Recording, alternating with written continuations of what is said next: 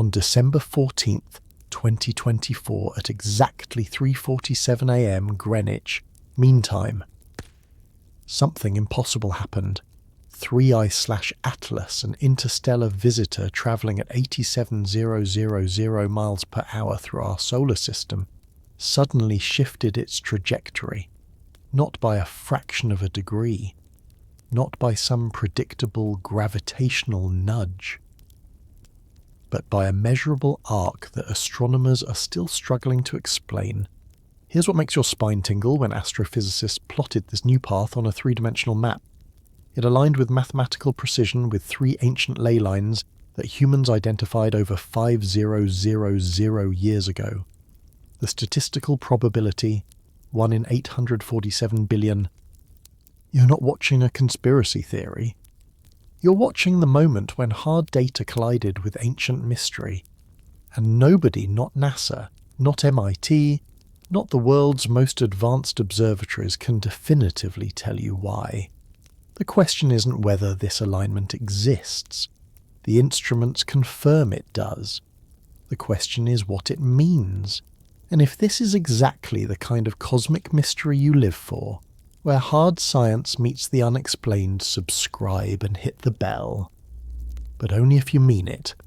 Now, let's examine what happened on that December morning when our understanding of cosmic mechanics got completely rewritten.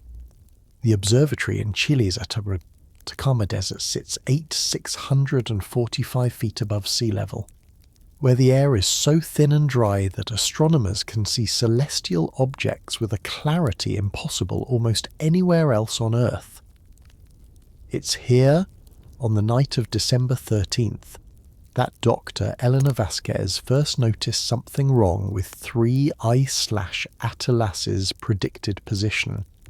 She'd been tracking the object for 6 weeks, part of a routine monitoring program for interstellar visitors. These objects don't just wander into our solar system every day. In fact, before 2017 we'd never confirmed a single one. Then came Oumuamua, the cigar-shaped mystery that sparked 1,000 debates. Then 2I/Borisov, a more well-behaved interstellar comet. And now 3I/Atlas, discovered in March 2024 by the asteroid terrestrial impact last alert system in Hawaii. You need to understand something about interstellar objects. When something enters our solar system from deep space, its trajectory is remarkably predictable. It's physics at its most fundamental, Newton's laws playing out on a cosmic scale. You plug in the object's velocity, its mass, the gravitational influences of the sun and planets, and you can plot its path with extraordinary precision. Space agencies do this constantly. It's how we know, years in advance, exactly when and where to point our telescopes to catch a glimpse of a returning comet. But 3I/Atlas broke that predictability. Dr. Vasquez's first thought was instrument error. Maybe the atmospheric conditions had shifted. Maybe there was a calibration issue with the telescope's tracking system. She ran diagnostics, everything checked out. She pulled up data from the previous night. The deviation was there too, subtle but measurable. A shift of 0.7 arc-seconds, roughly the angular width of a dime seen from 2 miles away.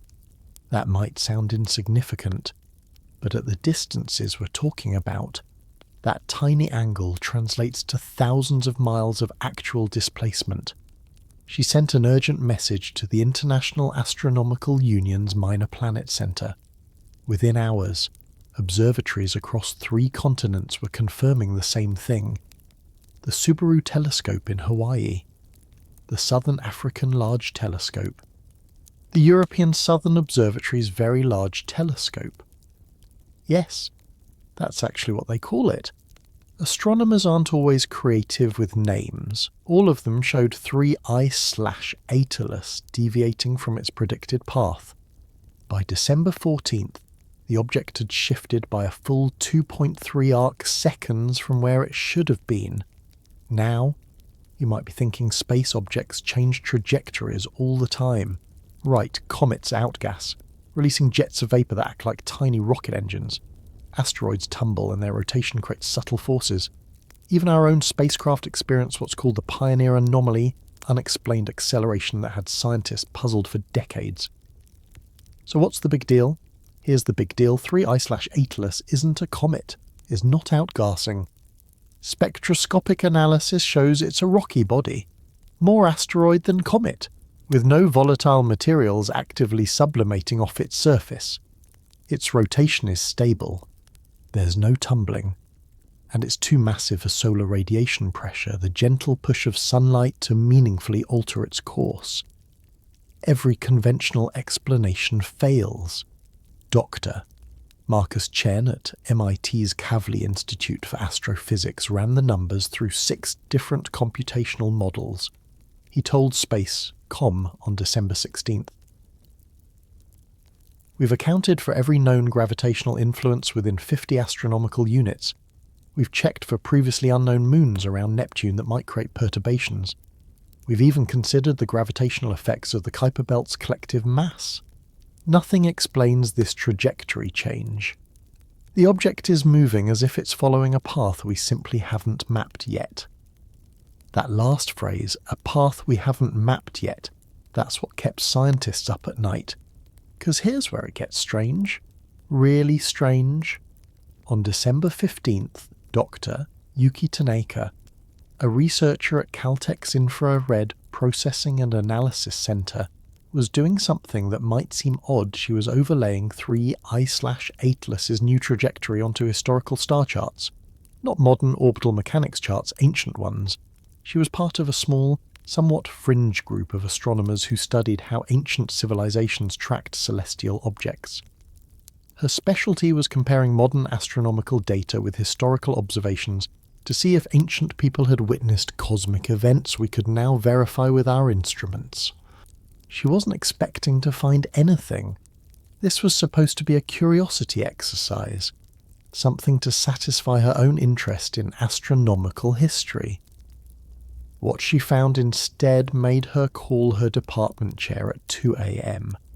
The new trajectory of 3I/Atlas, when projected both forward and backward along its hyperbolic orbit, created a line through space, not a curved arc. When you're dealing with interstellar distances and velocities this extreme, the curvature becomes negligible over certain timescales. For practical purposes, it's a straight line through 3-dimensional space. And when Dr.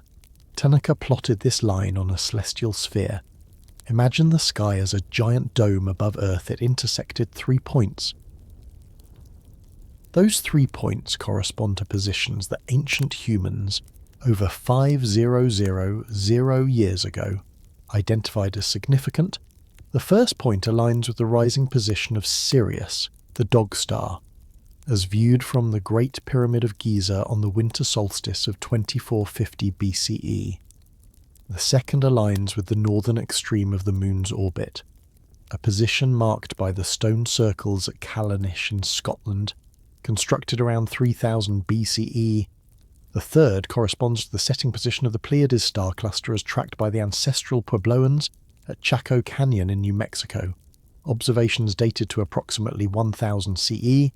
These aren't random archaeological sites. They're 3 of the most precisely aligned astronomical monuments ever built by pre-modern civilizations. And they all sit on what researchers call ley lines, hypothetical alignments, connecting ancient sacred sites across vast distances. Now, before you think this has veered into pseudoscience territory, let's be clear about something ley lines. As originally conceived by Alfred Watkins in 1921, were never meant to be mystical energy channels. Watkins was a businessman and amateur archaeologist who noticed that many ancient sites in Britain seemed to align in straight lines when viewed on maps. He theorized these were ancient trade routes or surveying lines. The mystical interpretations came later, pushed by New Age movements in the 1960s and 70s.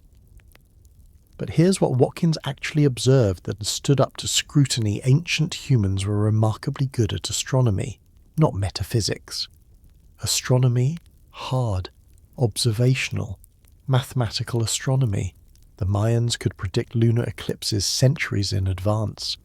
The builders of Stonehenge aligned their monument to the summer solstice sunrise with such precision that it still works 500 years later.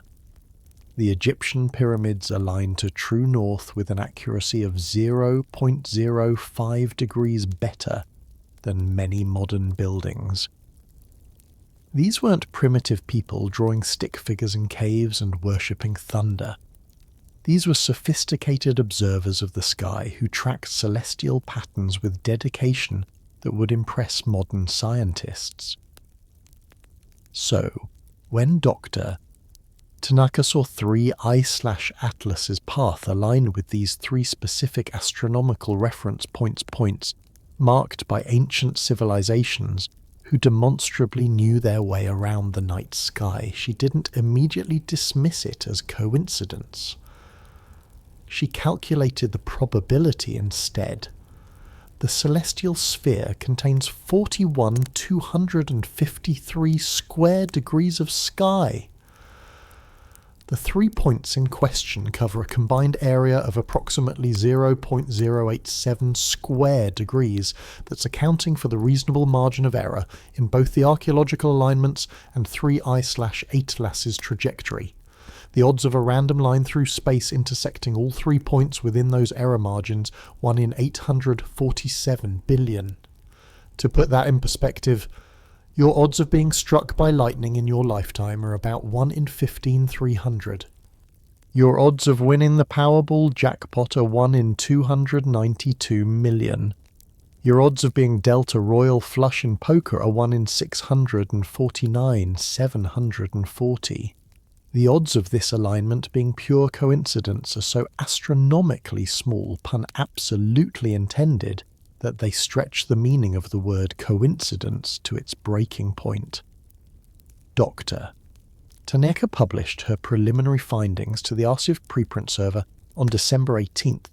By December 20th, her paper had been downloaded 47,000 times.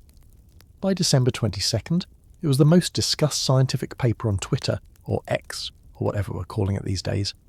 Astronomers around the world were either frantically checking her math or insisting there had to be an error somewhere. There wasn't an error.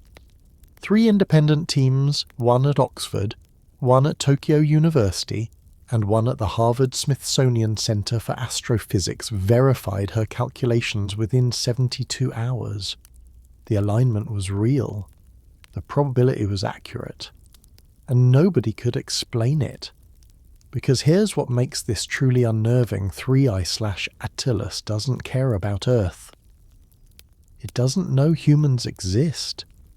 It can't see our ancient monuments. It's a chunk of rock and metal that formed around another star, possibly dozens or hundreds of light years away. That just happens to be passing through our solar system at 87,000 miles per hour. The idea that its trajectory would align with markers placed by Bronze Age humans is like suggesting that a bullet fired randomly into the air would thread through 3 specific needles placed miles apart, except the bullets and needles are separated by millennia, and the bullets don't even know the needles exist. And yet, there it was in the data, undeniable and unexplained. A pattern connecting the ancient past with an interstellar present in ways that made comfortable assumptions about coincidence and chaos suddenly feel inadequate. The question wasn't whether to take this seriously. The data demanded that. The question was, what happens when you pull on this thread? When you start asking what else we might have missed? What other patterns might be hiding in plain sight, waiting for the right alignment literally to reveal themselves? And that's exactly what we need to explore next, because 3 I/Atlas isn't just any interstellar visitor, and understanding what makes it unique might be the key to understanding why it's following a path that shouldn't exist. Dr. Sarah Jennings still remembers the exact moment she realized Oumuamua wasn't behaving like anything we'd ever seen before. It was October 2017 and she was a graduate student at the University of Hawaii. part of the team analysing data from the Pan-STARRS telescope. We thought it was a comet at first, she told Nature Astronomy in a 2019 interview. Then we thought it was an asteroid. Then we realised it was something we had no proper category for. That object, the first confirmed interstellar visitor, changed everything about how we think about what's out there travelling between the stars. But Oumuamua was bizarre in ways that made scientists uncomfortable. It accelerated away from the sun faster than gravity alone could explain, yet it showed no signs of outgassing like a comet would. It tumbled chaotically through space, its shape elongated like a cosmic cigar or possibly a pancake. Depending on which model you believed was unlike any natural object we'd catalogued. Harvard's doctor Avi Loeb famously suggested it might be artificial, a light sail from another civilization. Most astronomers rolled their eyes at that, but nobody could offer a completely satisfying natural explanation either. Then came 2I/Borisov in August 2019, and it was wonderfully, refreshingly normal. It was a comet. It outgassed like a comet. It looked like a comet from our own solar system that just happened to come from somewhere else. Astronomers breathed a collective sigh of relief. See, interstellar objects don't have to be weird. Oumuamua was probably just an oddly shaped comet that had lost its volatiles. Case closed. Everyone go home. Except now we have 3I/Atlas, and it's weird in entirely different ways. The Asteroid Terrestrial Impact Last Alert System, ATLAS for short, consists of 4 telescopes strategically positioned to scan the entire accessible sky every night. They're specifically designed to find asteroids that might pose an impact threat to Earth, but they catch all sorts of interesting objects in the process. On March 8th, 2024, Atlas Hawaii flagged an object moving with unusual velocity. Fast. Really fast. You need to understand velocity in astronomical terms. Objects in our solar system have certain speed limits based on where they formed and how the sun's gravity affects them. Earth orbits the sun at about 67,000 miles per hour. That sounds fast until you realise it's exactly the speed something needs to maintain a stable orbit at our distance. Jupiter's moons move slower, Mercury moves faster. It's all precisely choreographed by gravity. But when Atlas caught 3I/Atlas, the naming is confusing, I know, but that's what happens when a survey telescope finds something and the designation sticks. The object was moving at 87,000 miles per hour relative to the sun. Not relative to Earth, relative to the sun. That's a crucial distinction because it means this speed isn't just from falling toward our star. This is the object's actual velocity through space.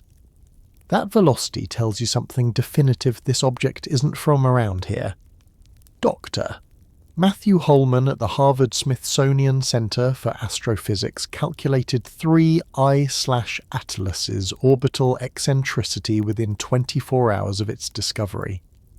Orbital eccentricity is a measure of how elliptical an orbit is, with 0 being a perfect circle and 1 being a parabola, the boundary between a closed orbit and an escape trajectory. Anything above 1 is a hyperbola, meaning the object came from interstellar space and will return to interstellar space. It's not bound to our sun.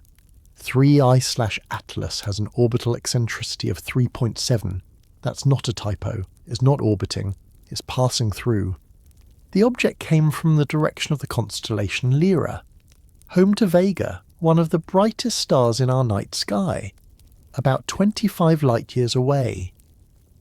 Whether it actually came from Vega's vicinity or just happens to be approaching from that direction is unclear. Space is three-dimensional, and tracing trajectories backward gets complicated over interstellar distances. But the direction is confirmed. Here's what makes 3I/Atlas different from its predecessor's size and composition. Oumuamua was small, maybe 400 metres long and 40 metres wide, tumbling end over end.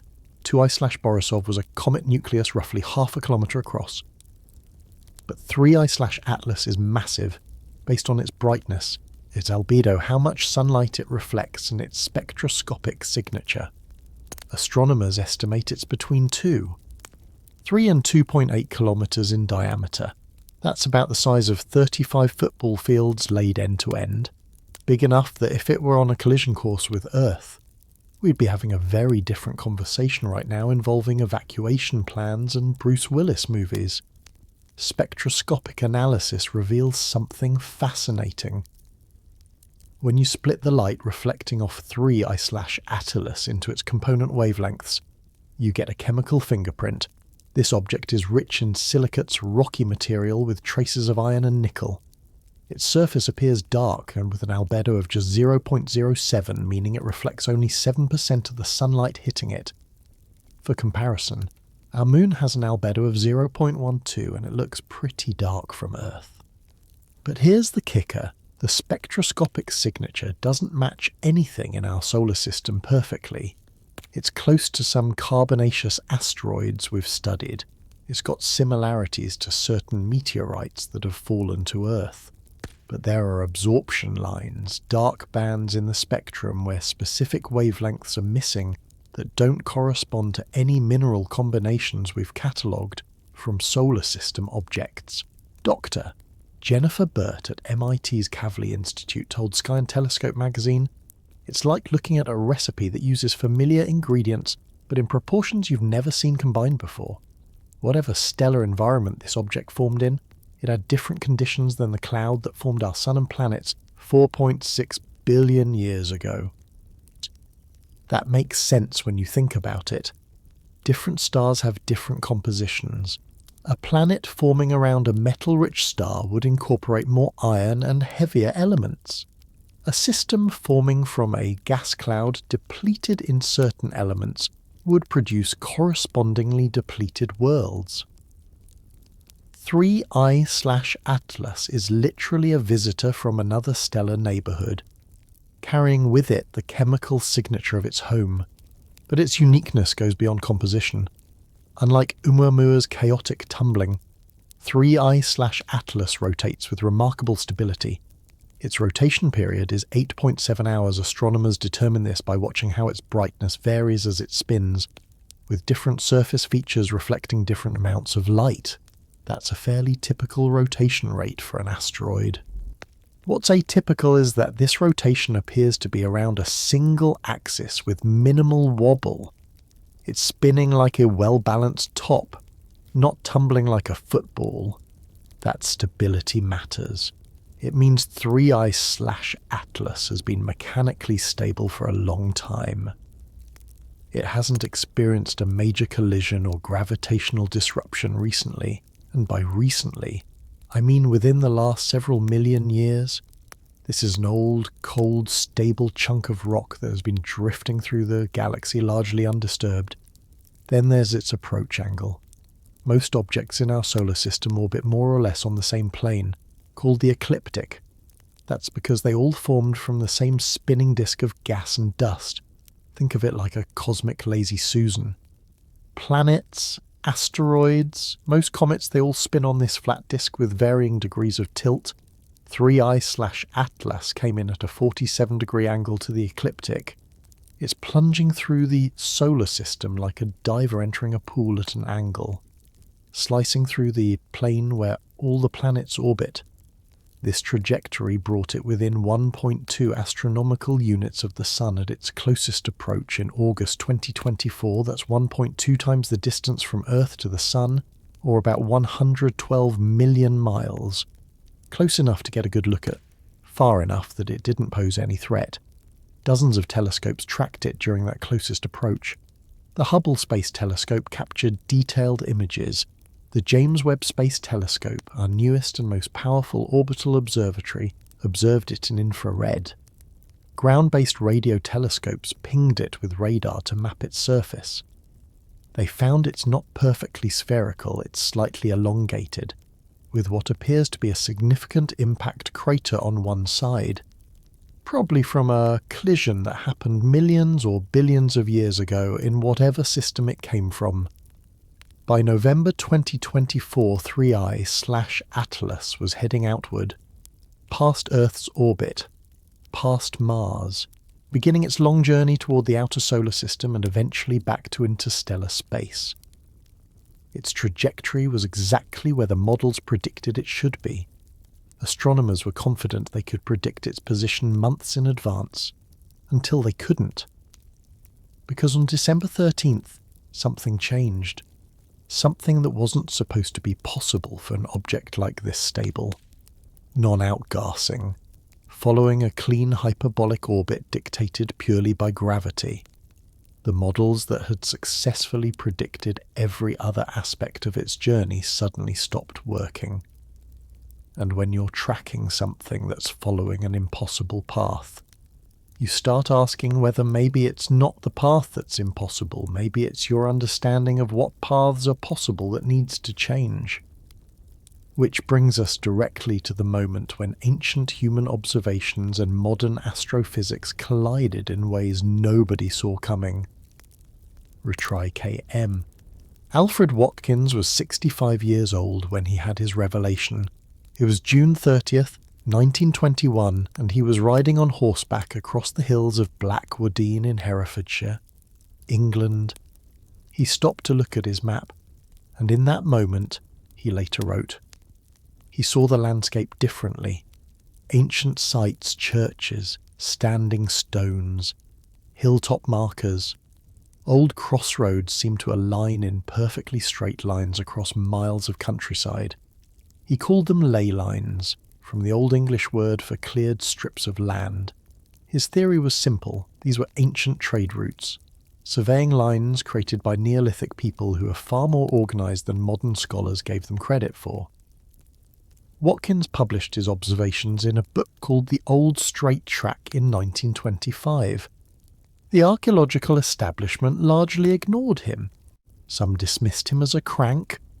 After all, if you put enough dots on a map, you can always find lines connecting some of them. It's a statistical inevitability called the Texas sharpshooter fallacy. You fire a bunch of bullets at a barn, then paint a target around the tightest cluster and claim you're an excellent marksman. But here's what the critics missed. Watkins wasn't just drawing random lines through random sites. He was identifying alignments between sites with documented astronomical significance. And when you start looking at ancient monuments with precise surveying tools instead of just eyeballing them on maps, something remarkable emerges. Take Stonehenge. Everyone knows it aligns to the summer solstice sunrise you can visit on June 21st and watch the sun rise directly over the heel stone when viewed from the centre of the monument. That's not accidental. The builders, around 2500 BCE, clearly knew what they were doing, but Stonehenge's alignments don't stop there. The avenue leading away from the monument runs for 1.8 miles in a perfectly straight line, aligned to the solstice sunrise. And if you extend that line further across the landscape, it passes through several Bronze Age burial mounds positioned along that exact bearing. Coincidence, maybe. But then you look at the Great Pyramid of Giza. The Great Pyramid, completed around 2560 BCE, is aligned to true north with an accuracy of 0.05 degrees. That's 3 arc minutes of error, roughly 1/20th the width of the full moon as seen from Earth. Modern surveyors with GPS and laser theodolites consider anything within 0.1 degrees to be excellent accuracy. These Egyptian builders, working with nothing but observations of the stars and careful geometric principles, beat that by a factor of 2, but it gets better. The pyramid's sides don't just face north, south, east, and west. Each side is 230.4 metres long. All 4 sides match within a few centimetres, an error of less than 0.1%. The base is level to within 2.1 centimetres across its entire 53,000 square metre area. This isn't primitive construction. This is engineering precision that wouldn't be matched in Europe until the Renaissance. 4000 years later. And then there's what it aligns with in the sky. The southern shaft of the King's Chamber points to where Orion's belt would have appeared at its culmination, its highest point in the southern sky around 2450 BCE. The northern shaft points to where Alpha Draconis, the pole star of that era, would have been visible. These aren't approximate alignments. Robert Bauval, an engineer who studied the pyramids extensively in the 1990s, calculated that the shafts aligned to these stellar targets with less than 0.5 degrees of error. Now, did the Egyptians believe these alignments held spiritual significance? Absolutely. The Orion constellation represented Osiris, god of the afterlife. The circumpolar stars were associated with immortality because they never set below the horizon. But religious significance doesn't diminish astronomical precision. If anything, it explains it when you believe your pharaoh's soul needs these alignments to reach the afterlife. You don't cut corners, you get it exactly right. Jump across the Atlantic to Chaco Canyon in northwestern New Mexico between 850 and 1150 CE. The ancestral Puebloans built a complex of structures across this remote desert canyon. The largest, Pueblo Bonito, contains over 600 rooms and rises 4 stories high. These weren't random structures. They were planned communities with sophisticated architecture. And they track the sky with obsessive precision. At Fajada Butte near the canyon's entrance, 3 stone slabs lean against a cliff face. Behind them, carved into the rock, are 2 spiral petroglyphs. These aren't decorative art. They're astronomical instruments.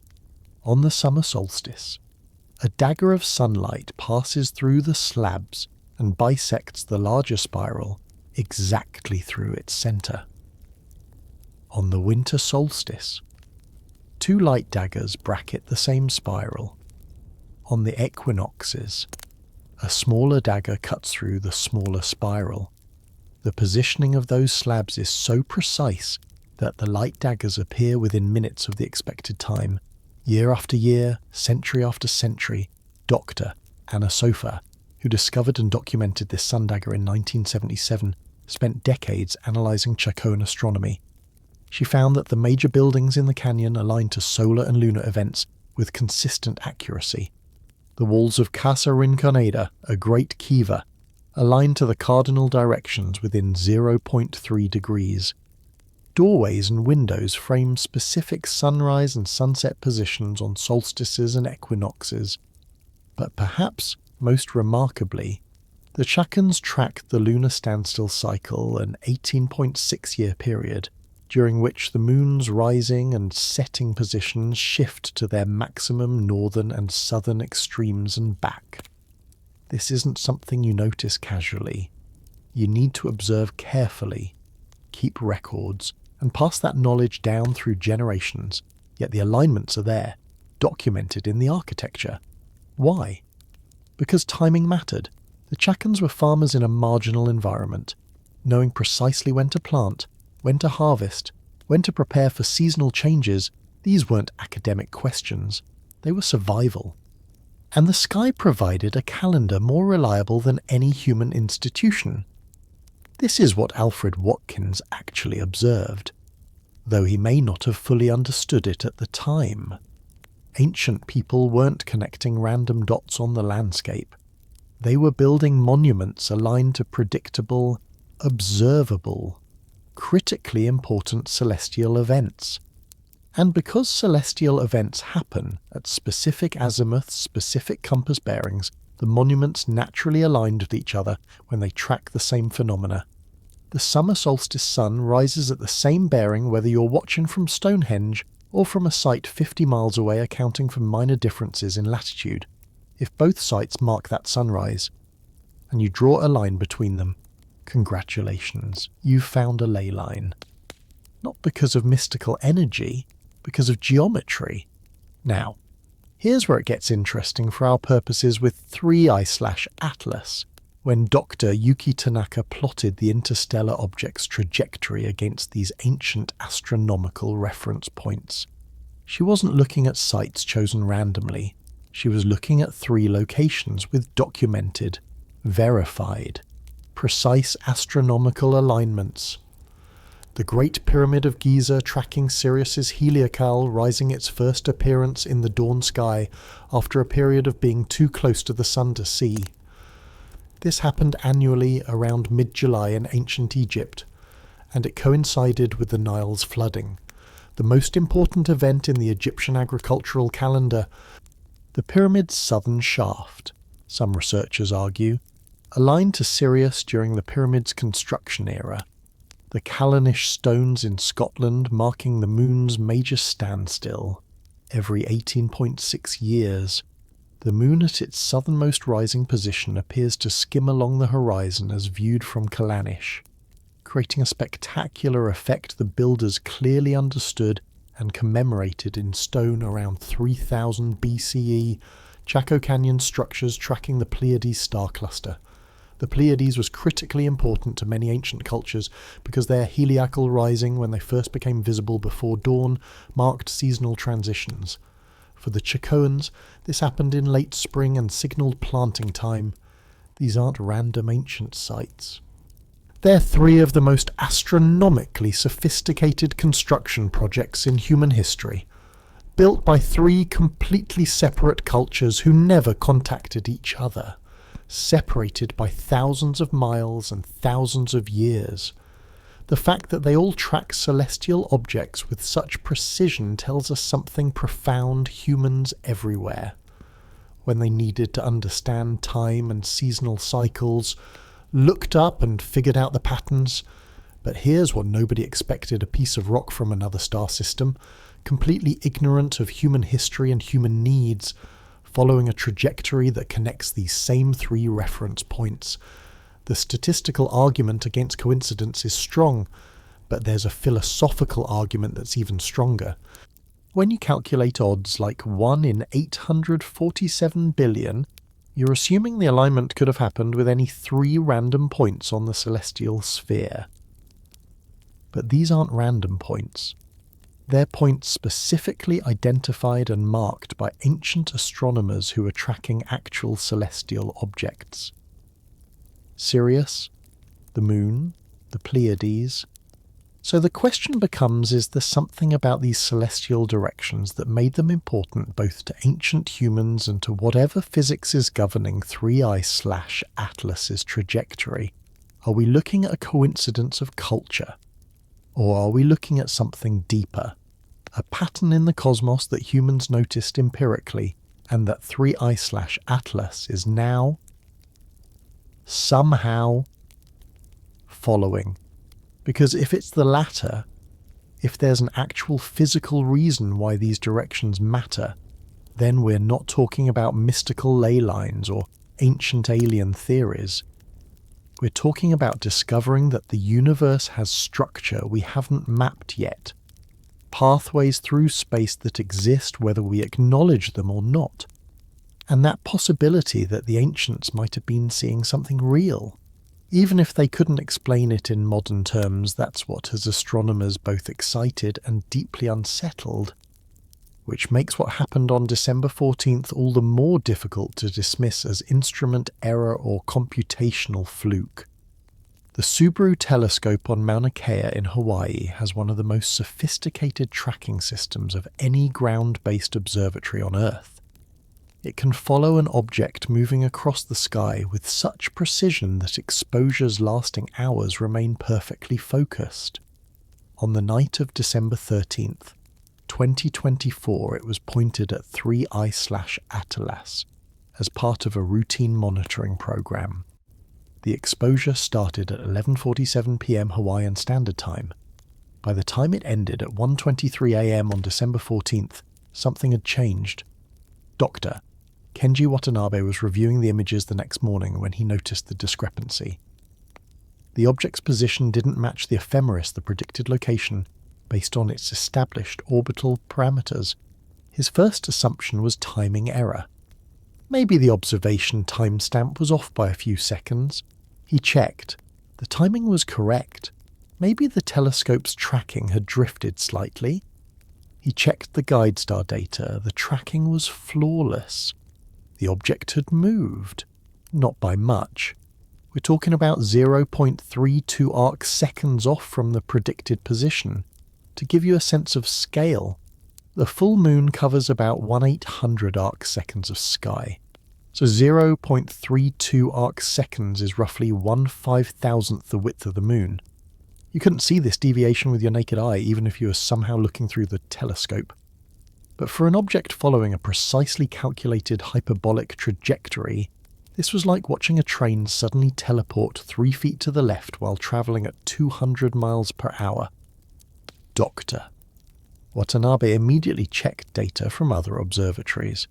The European Southern Observatory in Chile had observed 3 I/Atlas 6 hours earlier. He pulled their astrometry the precise position measurements and compared it to predictions. The object was already deviating then, by 0.19 arc seconds. The deviation was growing. By December 15th, it had grown to 1.1 arc seconds. By December 16th, 2.3 arc seconds. By December 18th, when Dr. Tanaka published her preliminary paper connecting the new trajectory to ancient ley lines, the deviation had reached 3.8 arc seconds and appeared to be stabilizing. Here's what made this absolutely unprecedented. The deviation wasn't random. Random deviations caused by outgassing or subtle gravitational perturbations, or measurement errors, they scatter. They wobble. You see variation in all directions, but 3 I/Atlas was deviating consistently in one specific direction, tracing out a smooth curve from its old trajectory to a new one. It was as if the object had decided to change lanes on the cosmic highway. Doctor. Marcus Chen at MIT ran the numbers through every model he could think of. Could there be a previously undetected planet in the outer solar system, the hypothetical Planet 9, that astronomers have been searching for exerting gravitational influence? He plugged in various Planet 9 scenarios. None of them produced a trajectory shift like this. And even if they did, the timing was wrong. Gravitational influences are continuous and gradual. You don't suddenly feel a planet's gravity after 6 months of not feeling it. Could 3 I/Atlas have passed through a dense region of the Kuiper Belt, the ring of icy bodies beyond Neptune, and experienced drag or multiple micro-collisions? Doctor. Chen calculated the density of material the object would need to pass through to change its velocity enough to produce this trajectory shift. It would need to be roughly 1,000,000 times denser than the actual Kuiper Belt. And even then, collisions would cause tumbling and rotation changes. 3 I/Atlas's rotation remained stable. Could there be outgassing after all? Maybe from subsurface volatile pockets suddenly exposed? The spectroscopic data said no. Teams at 3 different observatories pointed their spectrographs at 3 I/Atlas specifically to look for any signs of gas emission, water vapor, carbon monoxide, carbon dioxide, any of the usual suspects. They found nothing. The object remained stubbornly inert. Could it be the Yarkovsky effect, where absorbed sunlight radiates as heat from one side of a rotating object, creating a tiny rocket-like push? This effect is real and well documented for small asteroids, but it operates on timescales of thousands to millions of years, producing velocity changes measured in millimeters per second. 3 I/Atlas's trajectory shift implied a velocity change of approximately 12 meters per second over just 4 days. The Yarkovsky effect couldn't produce that magnitude of change in that time frame, especially for an object this massive. Doctor. Jennifer Burt at the Kavli Institute suggested something more exotic. Maybe 3 I/Atlas had an extremely close encounter with a small, dark asteroid we hadn't detected, something with no reflective surface. Essentially invisible to our telescopes, the gravitational interaction during the flyby could have altered 3 I/Atlas's trajectory without us seeing the other object. It's theoretically possible. But Dr. Chen ran simulations of what that would look like. For a close encounter to produce the observed trajectory change without causing rotation changes or detectable gravitational effects on other solar system bodies, the unseen asteroid would need to have incredibly specific properties: the right mass, the right trajectory, the right timing. The probability of all these factors aligning by chance was extraordinarily low. By December 20th, the astronomical community was genuinely stumped. The International Astronomical Union convened an emergency virtual meeting with over 200 researchers from 34 countries. The discussion lasted 7 hours. No consensus emerged. Every conventional explanation had a fatal flaw. Then Dr. Samantha Rodriguez from UC Berkeley's SETI Research Center offered a different perspective. "Maybe we're asking the wrong question," she said during the meeting. "We're asking what pushed 3I/Atlas off course. What if nothing pushed it? What if it was always going to make this course correction, and our models were simply incomplete?" That statement hung in the digital air for a long moment. She continued, "We calculate trajectories based on gravitational influences we can measure. The Sun, the planets, their moons, the distribution of mass in the asteroid belt and Kuiper belt. We're good at this. Our models work. But what if there's a component of gravity we haven't accounted for? Something subtle.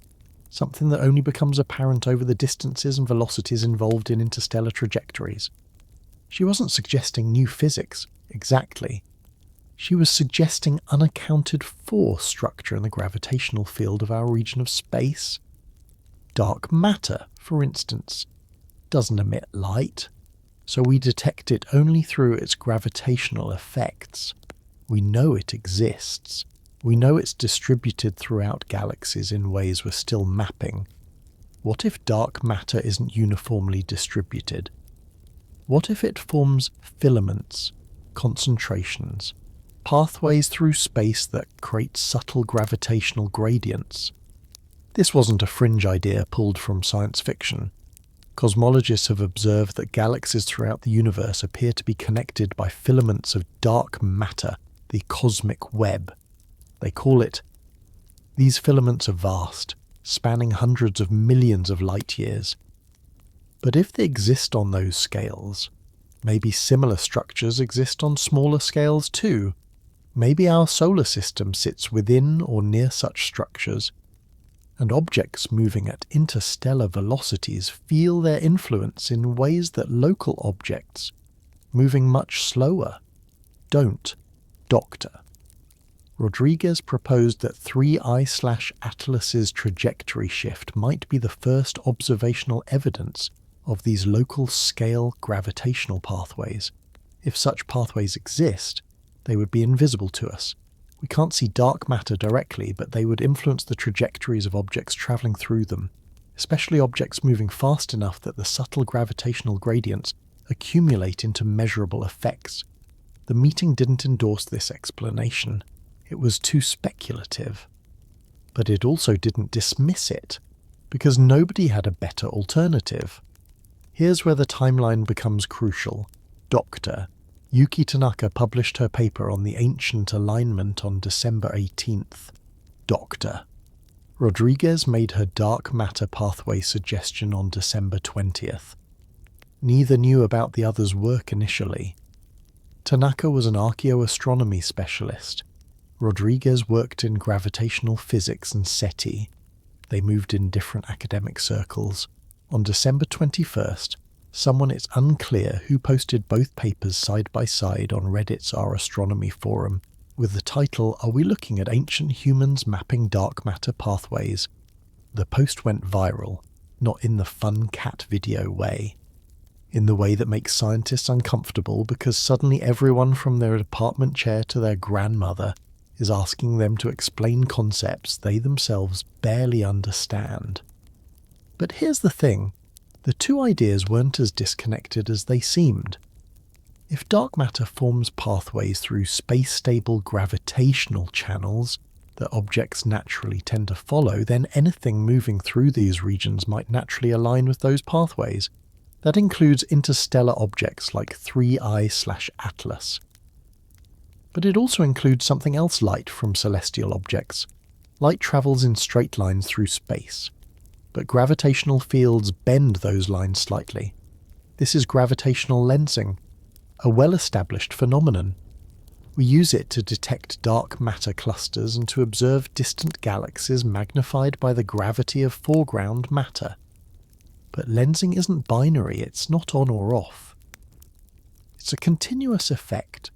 Subtle gravitational gradients cause subtle lensing.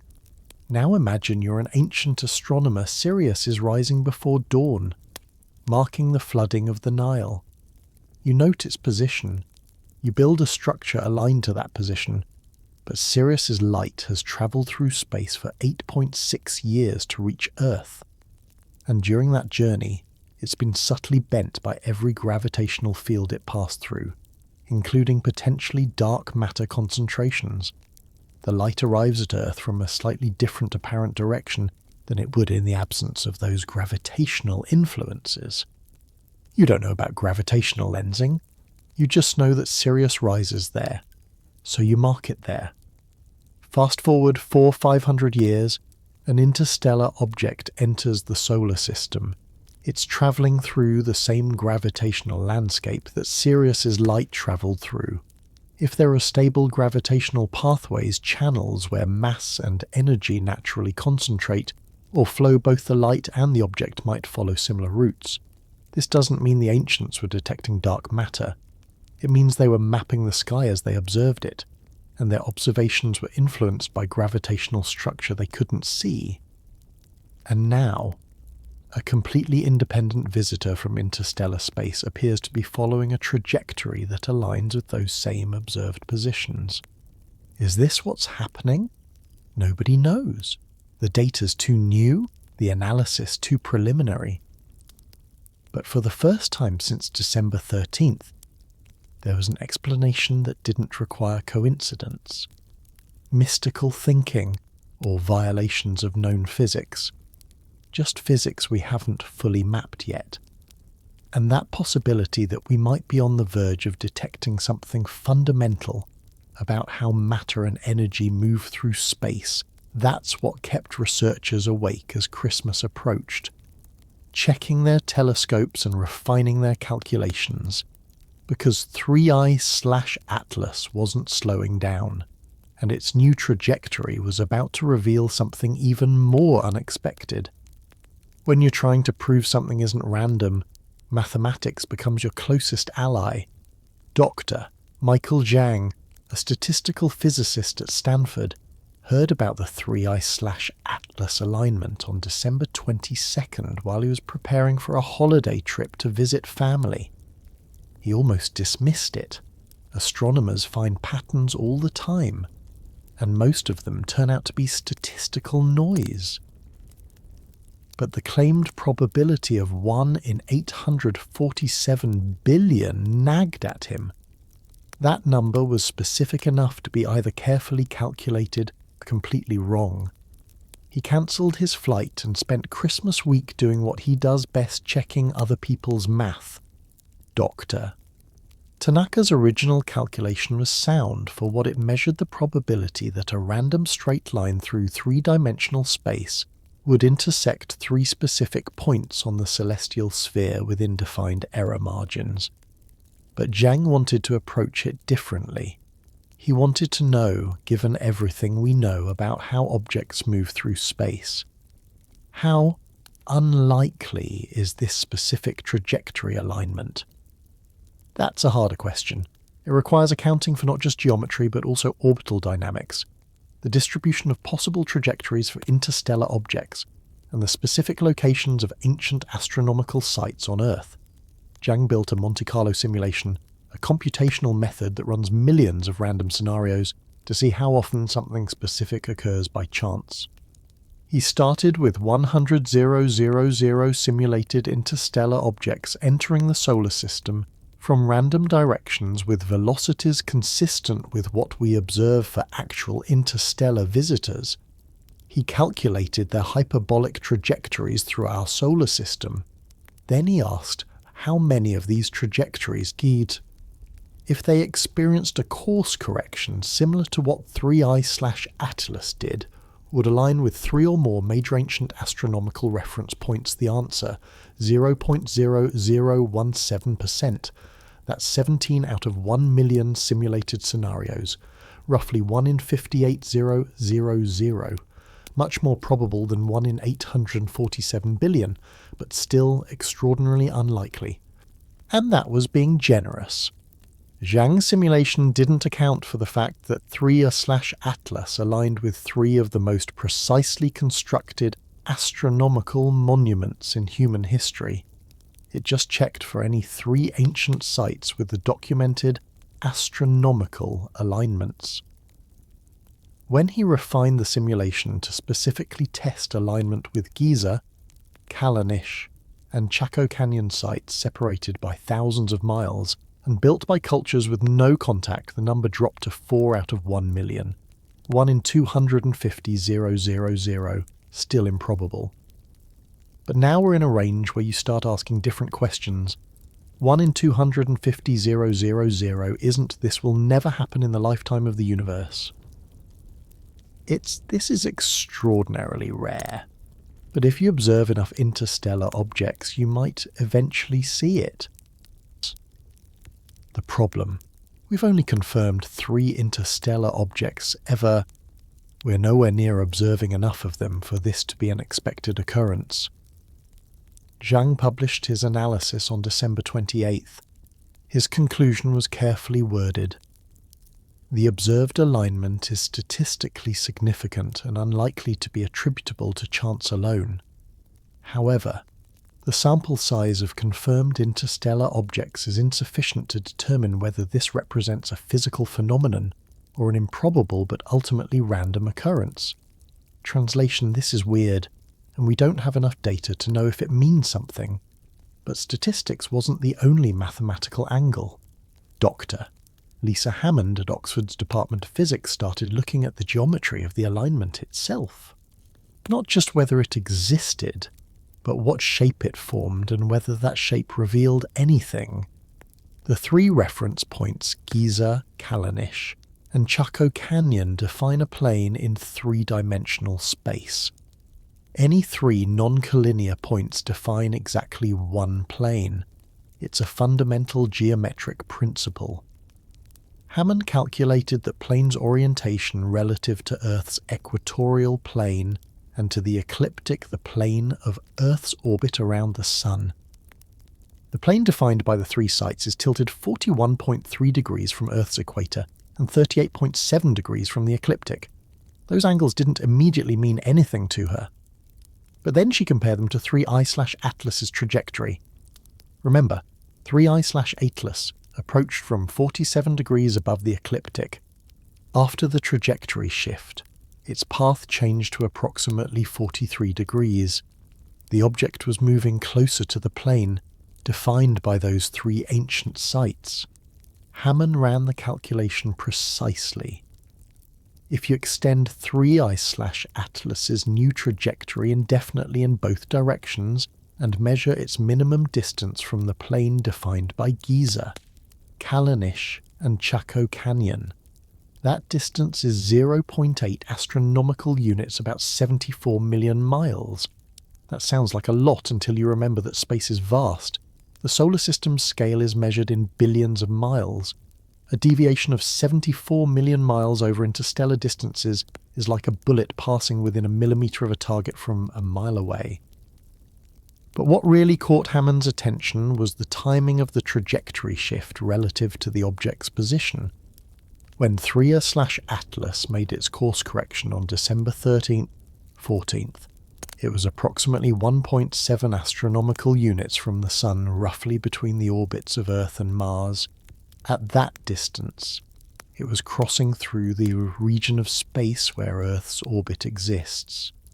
Earth wasn't near the object. Our planet was on the other side of the Sun at the time, but the object was passing through the spherical shell of space that Earth's orbit defines, and it was at that moment, while occupying the same orbital distance as Earth, that it shifted trajectory to better align with reference points marked on Earth's surface. Hammond was careful not to overinterpret this.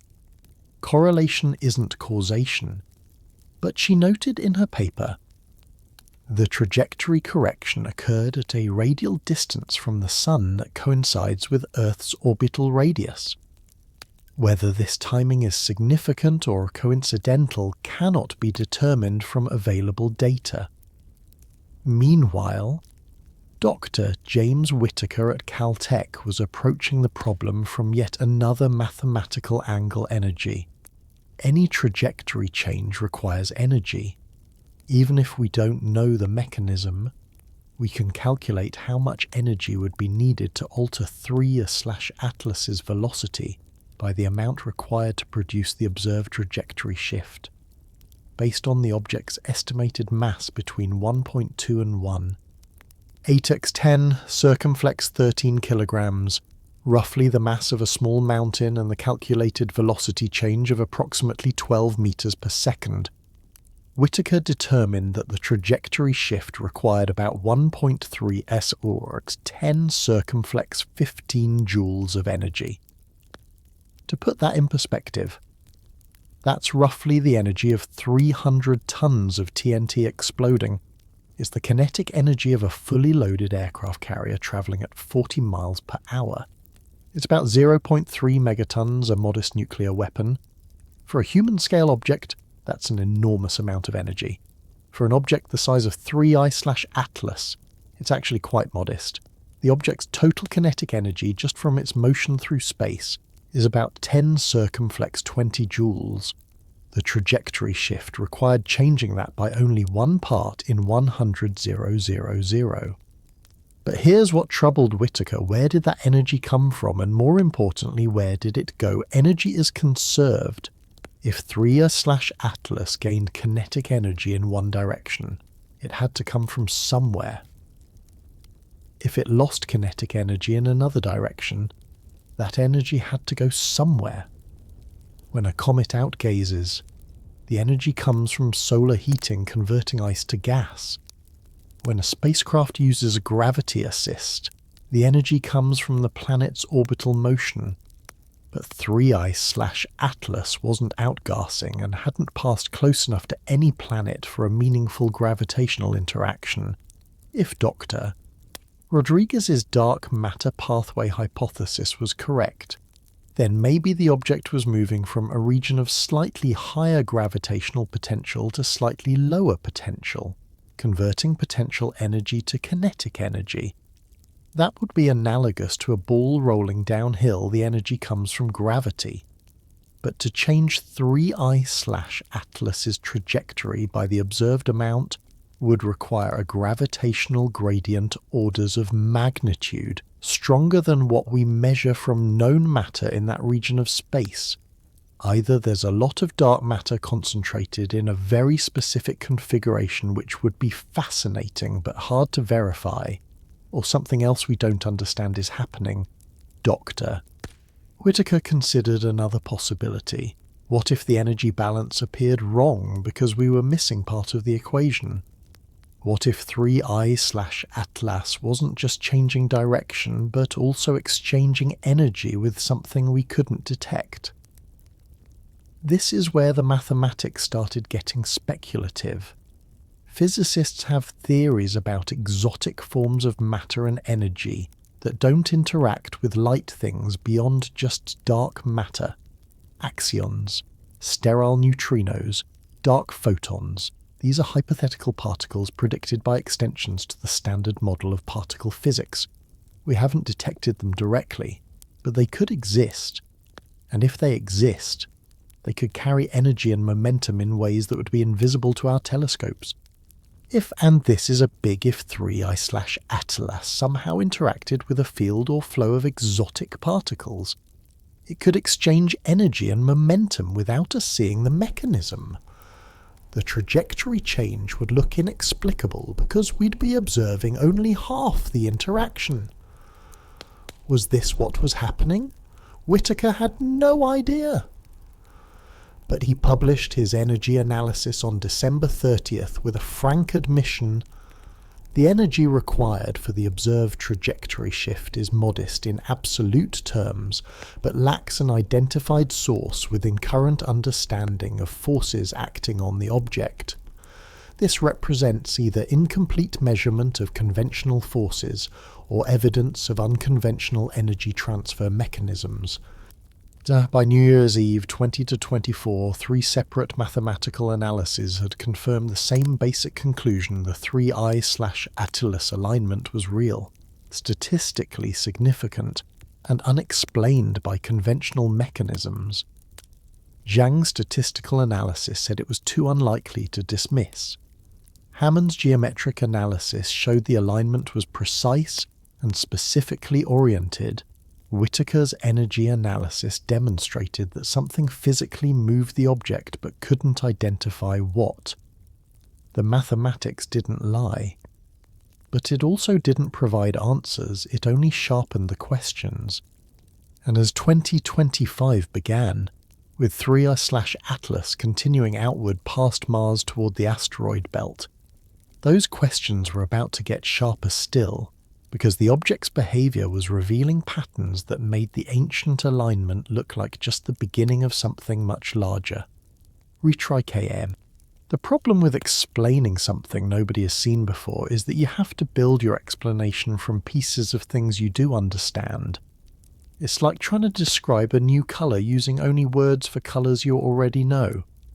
By early January 2025, scientists had 4 major theoretical frameworks trying to explain 3I/Atlas's trajectory shift. None of them were perfect. All of them were fascinating. Theory 1 was the most conservative gravitational corridors shaped by dark matter distribution. Doctor. Samantha Rodriguez's suggestion at the December 20th IAU meeting had sparked serious theoretical work. Dark matter makes up roughly 85% of all matter in the universe, but we've never directly detected it.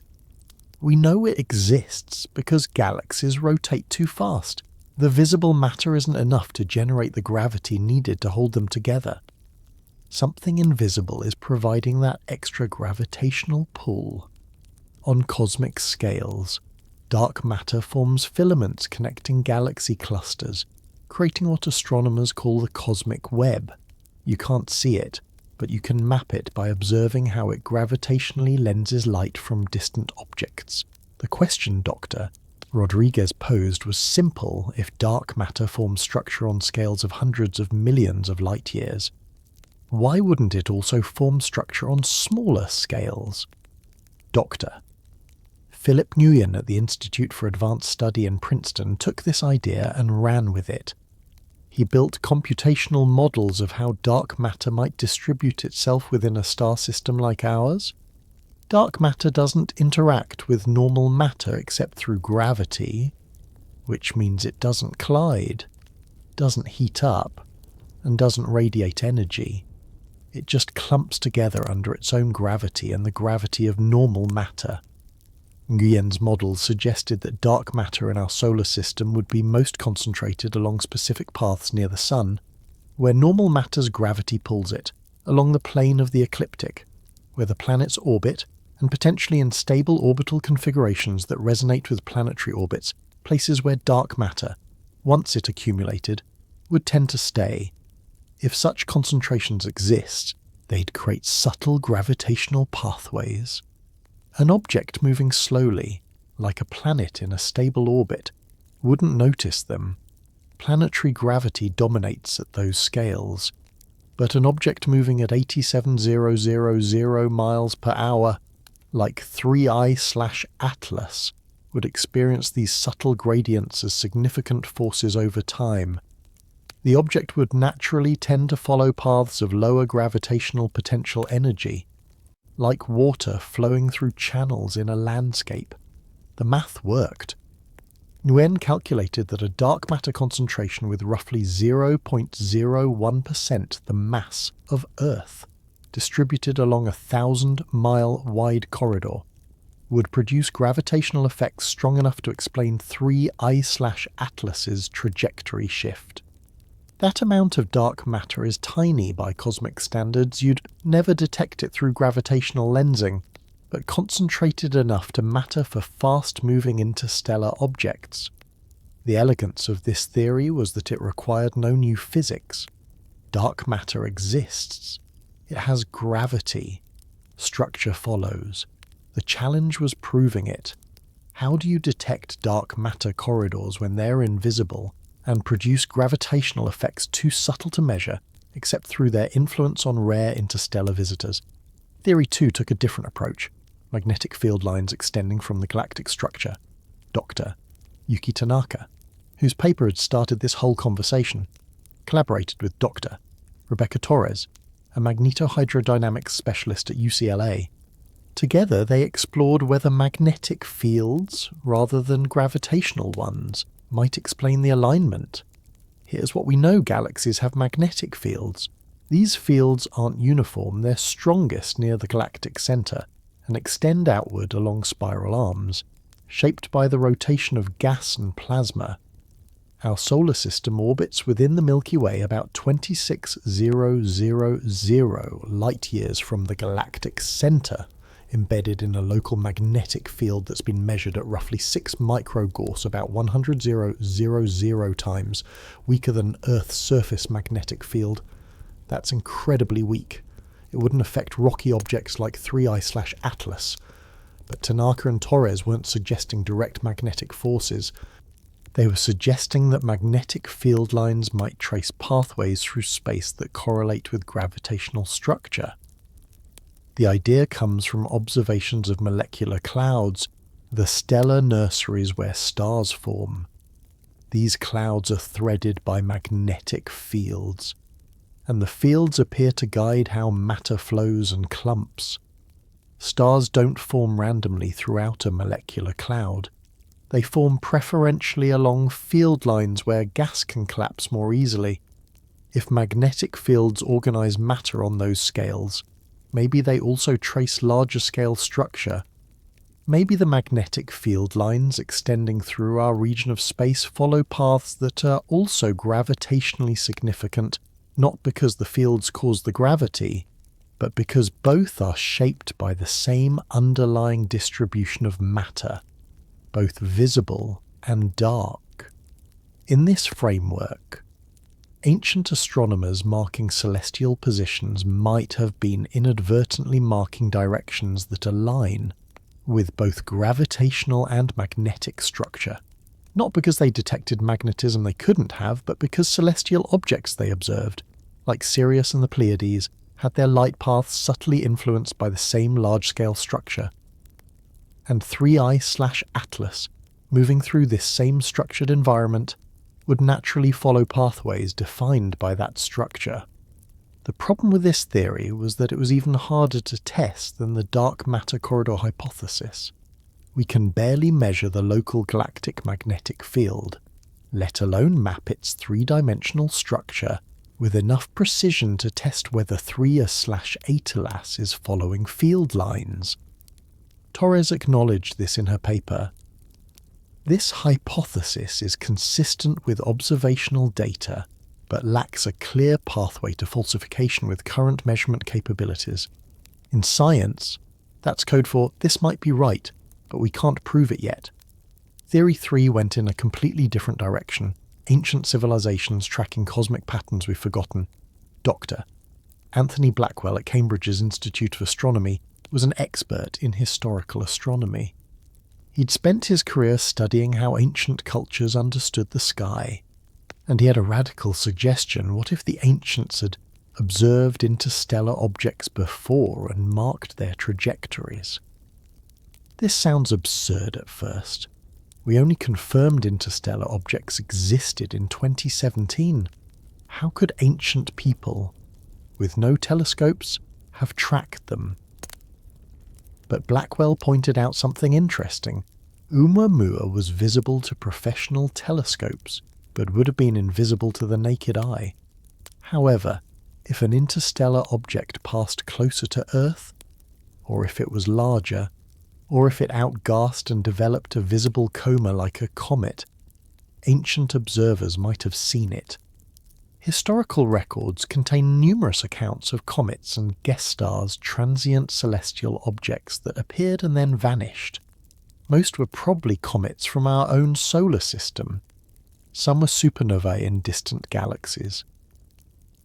But what if a few were interstellar visitors that ancient astronomers carefully observed and recorded Chinese astronomical records?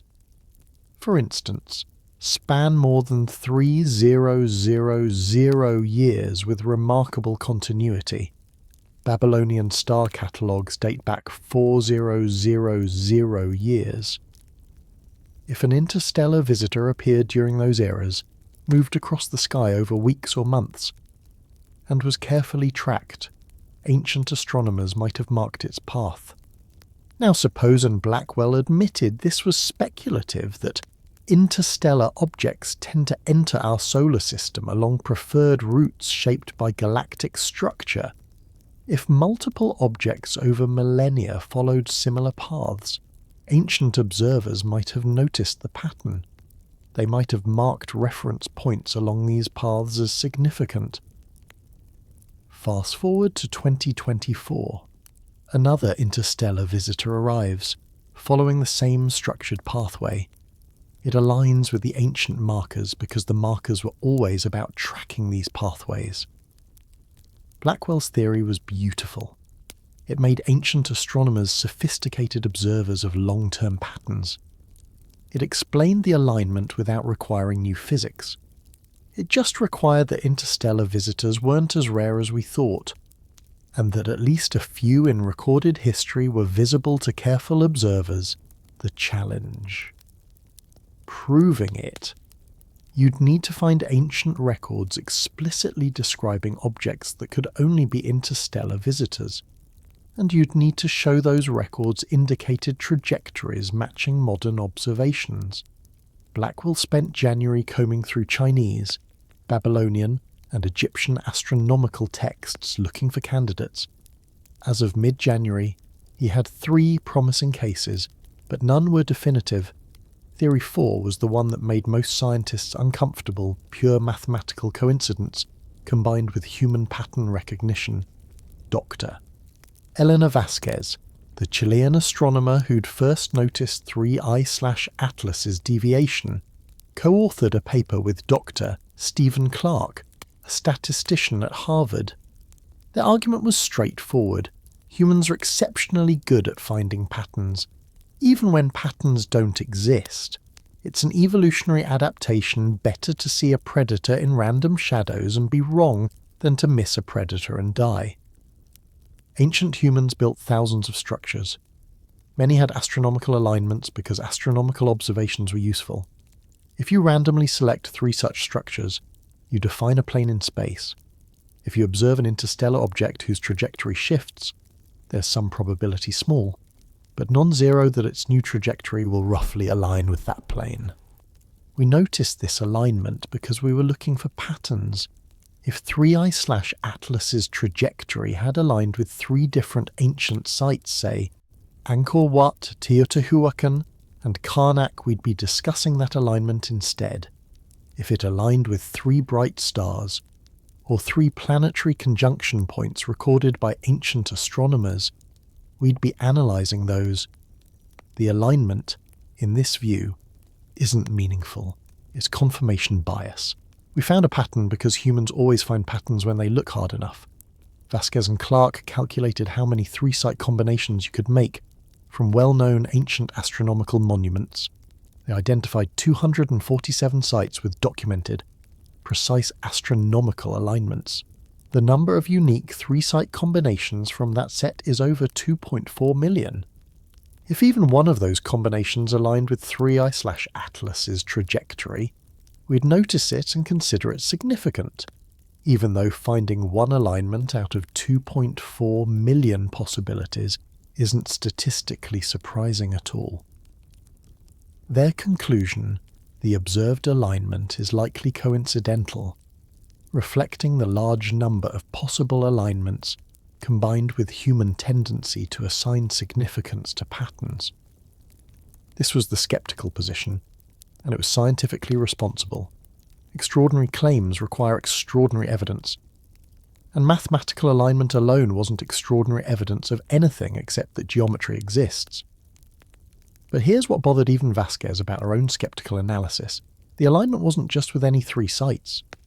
It was with three of the most precisely constructed astronomical monuments in human history, built by three cultures separated by oceans and millennia. And the trajectory shift happened to occur precisely when 3 I/Atlas crossed Earth's orbital distance from the Sun. Those specifics were harder to dismiss as coincidence. By mid-January, the scientific community was split roughly into thirds. A third favoured some version of the gravitational or magnetic pathway theories. A third thought Blackwell's ancient observation hypothesis deserved investigation, and a third remained sceptical that the alignment meant anything at all. And nobody knew how to resolve the debate, because the one thing everyone agreed on was that they needed more data. One interstellar object exhibiting strange behaviour wasn't enough to confirm anything. They needed to observe more objects, track more trajectories, and see if patterns emerged, but interstellar visitors are rare. We might wait years or decades for the next one. Which is why what happened on January 23rd, 2025 changed everything about this debate. If you want to understand how many times humanity has looked at the sky and gotten it wrong before finally getting it right, historical astronomy is your lesson in humility. For most of human history, we thought Earth was the centre of everything. The sun, moon, planets, and stars all revolved around us. It made sense the ground feels stationary, and everything else appears to move. Even brilliant minds like Aristotle and Ptolemy built elaborate mathematical models to explain planetary motion while keeping Earth perfectly still at the centre. Then came Copernicus in 1543, suggesting maybe the sun was at the centre instead. Most scholars rejected this. It contradicted both observation after all. We don't feel Earth moving in Scripture. The Catholic Church banned Copernicus's book. Giordano Bruno was burned at the stake in 1600 partly for advocating similar ideas. Galileo was tried by the Inquisition in 1633 and spent the rest of his life under house arrest. Why? Because the heliocentric model seemed absurd. If Earth was spinning at 1000 miles per hour at the equator and orbiting the Sun at 67,000 miles per hour, why didn't we feel it? Why didn't birds get left behind when they took flight? Why didn't everything fly off into space? The answers required physics that wouldn't be developed until Newton published his laws of motion in 1687.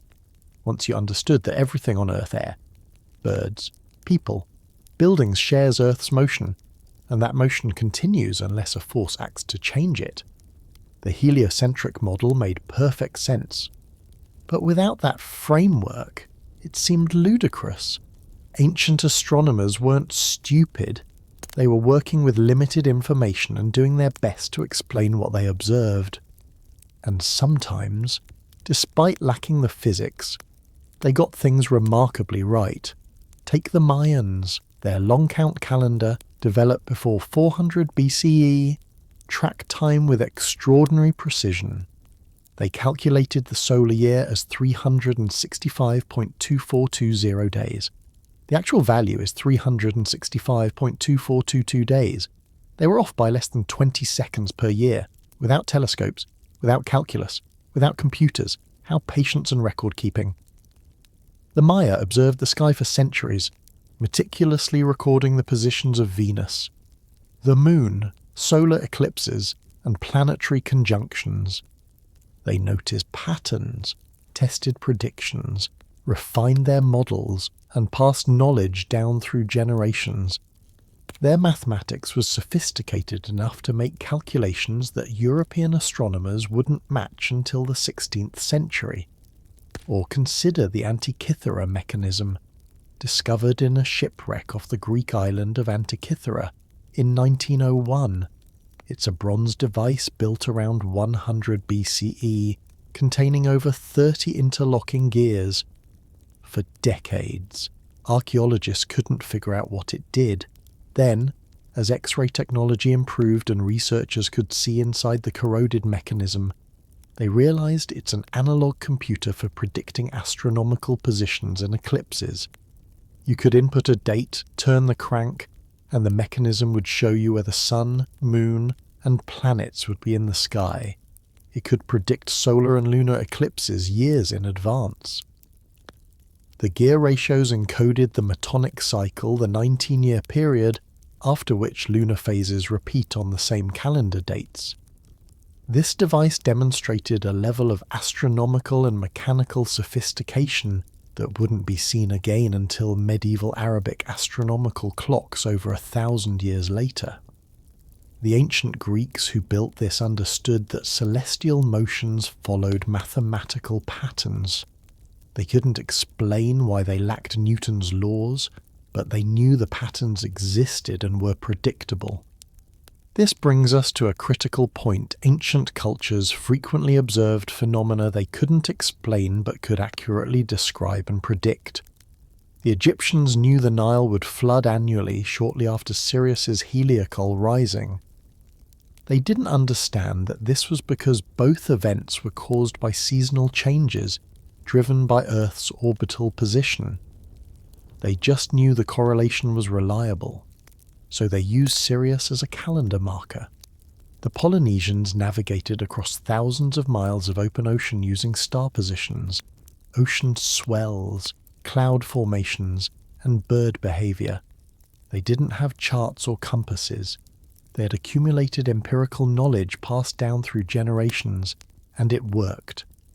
They colonized islands across the Pacific, making voyages that European sailors wouldn't attempt until they had magnetic compasses, sextants, and chronometers.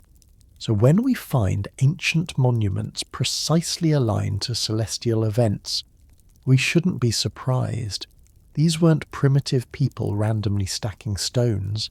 They were sophisticated observers who understood that patterns in the sky were useful, even if they didn't understand the underlying physics. Now, here's where it gets interesting for our story about 3I/Atlas, Doctor. Anthony Blackwell's research into ancient astronomical records had turned up something intriguing in Chinese historical texts. The Book of Sui, compiled in the 7th century CE but covering events back to the 6th century, contains a passage describing a broom star, the Chinese term for comets, that appeared in 532 CE. Most historical comet records are brief. A broom star appeared in the eastern sky. This one was different. It provided detailed positional information, describing the comet's path across specific Chinese asterisms' constellation patterns used in Chinese astronomy. Blackwell plotted these positions on a modern star chart. The trajectory was wrong. Not wrong in the sense of being inaccurate. Wrong in the sense that no comet from our solar system could have followed that path. Comets from the Oort cloud or Kuiper belt approach from the outer solar system and swing around the sun, following curved trajectories shaped by solar gravity. Their paths across Earth's sky follow predictable patterns based on orbital mechanics. This 532 CE object crossed the sky at an angle inconsistent with a solar system comet. Its apparent motion suggested it was moving nearly perpendicular to the ecliptic, and the duration of its visibility, 68 days according to the text, was unusually long for something that bright. Blackwell ran simulations. An interstellar object passing through the inner solar system at high velocity, observed from Earth, would produce a sky path matching the Chinese description. A solar system comet would not. Could this have been an interstellar visitor observed 500 years ago? He found another candidate in Babylonian astronomical diaries from 164 BCE. These clay tablets, preserved in incredible detail, record nightly observations of planetary positions, lunar phases, and transient phenomena. One tablet describes a star that moved across the sky over several weeks, passing near specific reference stars. The Babylonian astronomers noted that it didn't behave like a planet. Planets move slowly and often retrograde, appearing to reverse direction as Earth overtakes them in orbit. This object moved steadily, in a straight line relative to background stars, and then faded from view. Again, Blackwell ran simulations. The described path didn't match any known comet or planetary conjunction, but it matched what an interstellar object would look like if it passed relatively close to Earth within a few astronomical units moving at high velocity. A third candidate came from Egyptian records. The Kahun papyrus, dated to approximately 1850 BCE, contains astronomical observations alongside medical and administrative texts. One section mentions a wandering light visible for 51 nights that moved across the sky in a way the scribes found noteworthy enough to record in detail. The description suggests something brighter than planets, but not as bright as Venus, moving steadily eastward against background stars. Blackwell was careful not to overstate his findings. Ancient astronomical texts are often ambiguous. Translations introduce uncertainty. Cultural context matters. What seemed significant to ancient observers might have been described in ways modern readers misinterpret. But he had 3 records from 3 different civilizations, spanning 400 years, describing celestial phenomena that didn't match solar system objects, but did match interstellar ones. If even one of these was an interstellar visitor, it meant humans had been observing such objects for millennia without realizing what they were. We only discovered interstellar objects in 2017 because that's when we had telescopes and orbital mechanics understanding sophisticated enough to distinguish them from comets. But they'd been passing through all along, occasionally visible to careful observers who noted their strange behaviour without having the framework to explain it. This led to a fascinating question. Had ancient astronomers noticed patterns in these visitors? Dr. Miriam Goldstein, an archaeoastronomer at the University of Arizona, examined this possibility. She looked at the ancient monuments aligned to Sirius, the moon's standstill, and the Pleiades, the 3 reference points connected by 3/Atlas's trajectory. She asked, do these sites share any characteristics beyond astronomical alignment that might indicate their builders were tracking not just celestial objects, but celestial patterns? The Great Pyramid of Giza isn't just aligned to Sirius. Its 4 shafts, 2 from the King's Chamber, 2 from the Queen's Chamber, point to different celestial targets. The southern shaft from the King's Chamber pointed to Orion's belt around 2450 BCE. The northern shaft pointed to the North Celestial Pole. The shafts from the Queen's Chamber pointed to other significant stars. The pyramid, in effect, is a 3-dimensional star map, encoding multiple astronomical alignments in stone. The Callanish stones aren't just a lunar standstill marker. The site contains multiple stone circles and rows oriented to different astronomical events, solstices, equinoxes, and stellar rising points. The landscape around Callanish shows evidence of extensive Bronze Age astronomical observations spanning centuries. This wasn't a single monument built for one purpose. It was an astronomical observatory complex. Chaco Canyon contains over a dozen major structures, all with various astronomical alignments. The Sun Dagger at Fajada Butte is just one example. Casa Rinconada's walls align to cardinal directions. Pueblo Bonito's rooms are oriented to solar and lunar events. The entire canyon appears to be designed as an integrated astronomical observation network. Goldstein's point was simple. These weren't just monuments. They were scientific instruments built by cultures deeply invested in tracking celestial patterns over long time periods. If interstellar visitors appeared during those observation periods, And if those visitors followed similar trajectories as they might if gravitational or magnetic structure channeled them along preferred paths, then observers might have noticed. They wouldn't have understood what they were seeing. They didn't have our concept of interstellar space or hyperbolic orbits. But they might have noticed that, occasionally, rare celestial objects appeared that didn't behave like normal comets or planets.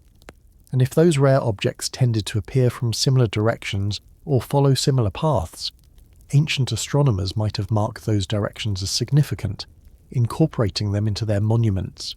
This theory didn't require ancient people to have knowledge beyond their capabilities. It just required them to be good observers, which we know they were, and to mark what they observed, which we know they did. The mystery wasn't that ancients somehow predicted 3I/Atlas's trajectory. The mystery was that patterns in the cosmos might be old and stable enough that observations from 5000 years ago remain relevant today. Is this what happened? The evidence was circumstantial at best. Blackwell's historical candidates were intriguing but not definitive.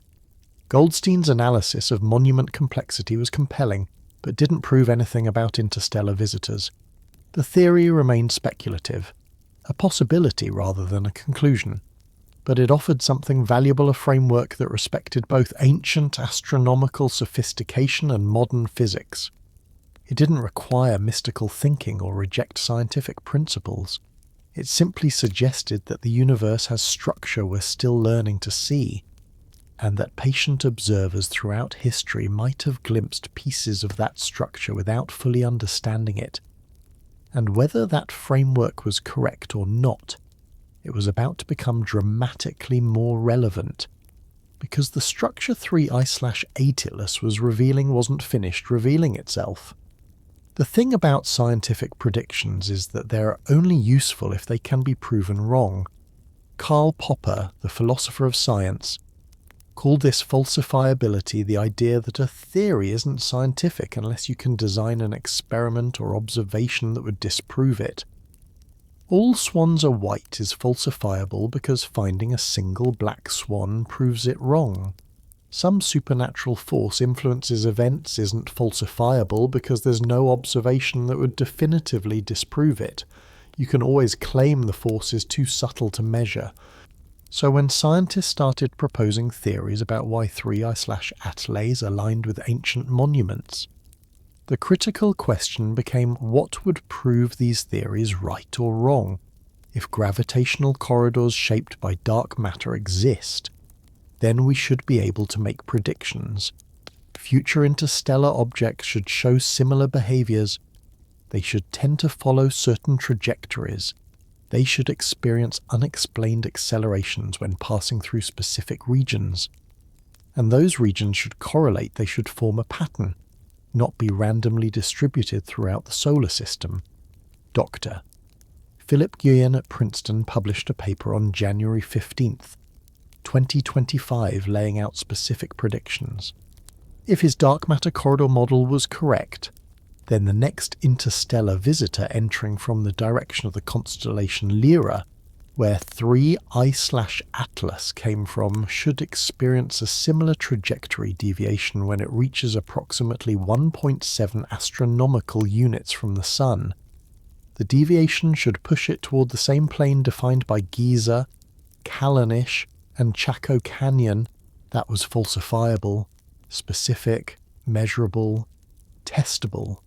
If the next object from that direction showed the predicted behavior, the theory gained support. If it didn't, the theory needed revision or abandonment. Dr. Rebecca Torres at UCLA made similar predictions for her magnetic field hypothesis. She identified 3 other galactic directions from which interstellar objects might enter our system, and predicted that objects from those directions would follow different but equally structured paths, aligned with different ancient astronomical reference points. She specifically predicted an object entering from the direction of Sagittarius, would align with sites marking the galactic centre's position, places like the Dresden Codex's Venus tables, and certain alignments at Angkor Wat. Again, testable. We just needed more interstellar visitors to observe. The problem was time. We'd confirmed only 3 interstellar objects in 8 years. At that rate, testing these predictions could take decades. Scientists are patient, but not that patient. They wanted answers sooner. Which is why what happened on January 23rd felt almost too convenient to believe. The Vera C. Rubin Observatory in Chile, formerly called the Large Synoptic Survey Telescope, had just begun its commissioning phase. This facility was designed to revolutionize astronomy by photographing the entire visible sky every few nights, creating a continuous movie of the universe. It would detect asteroids, supernovae, gravitational wave counterparts, and yes, interstellar visitors. On January 23rd, during a test run, the Rubin Observatory flagged an object moving at anomalous velocity. Fast, wrong direction, not gravitationally bound to the Sun. Another interstellar visitor, less than 6 weeks after 3I/Atlas's trajectory shift. The odds of this were astronomically small, pun intended again. We'd gone 8 years between the first and second confirmed interstellar objects, then another 5 years until the third. Now, suddenly, a fourth just weeks later, initial skepticism was intense. Maybe it was a data error. Maybe it was a known asteroid misidentified. Maybe it was space debris from a human mission that nobody had properly catalogued. Within 24 hours, 3 other observatories confirmed the object. It was real. It was interstellar. And it was entering from the direction of Sagittarius. Dr. Torres had predicted this. Not the timing nobody could predict when interstellar objects would arrive. But she'd predicted that if an object came from Sagittarius, it would show structured behaviour aligned with different ancient sites.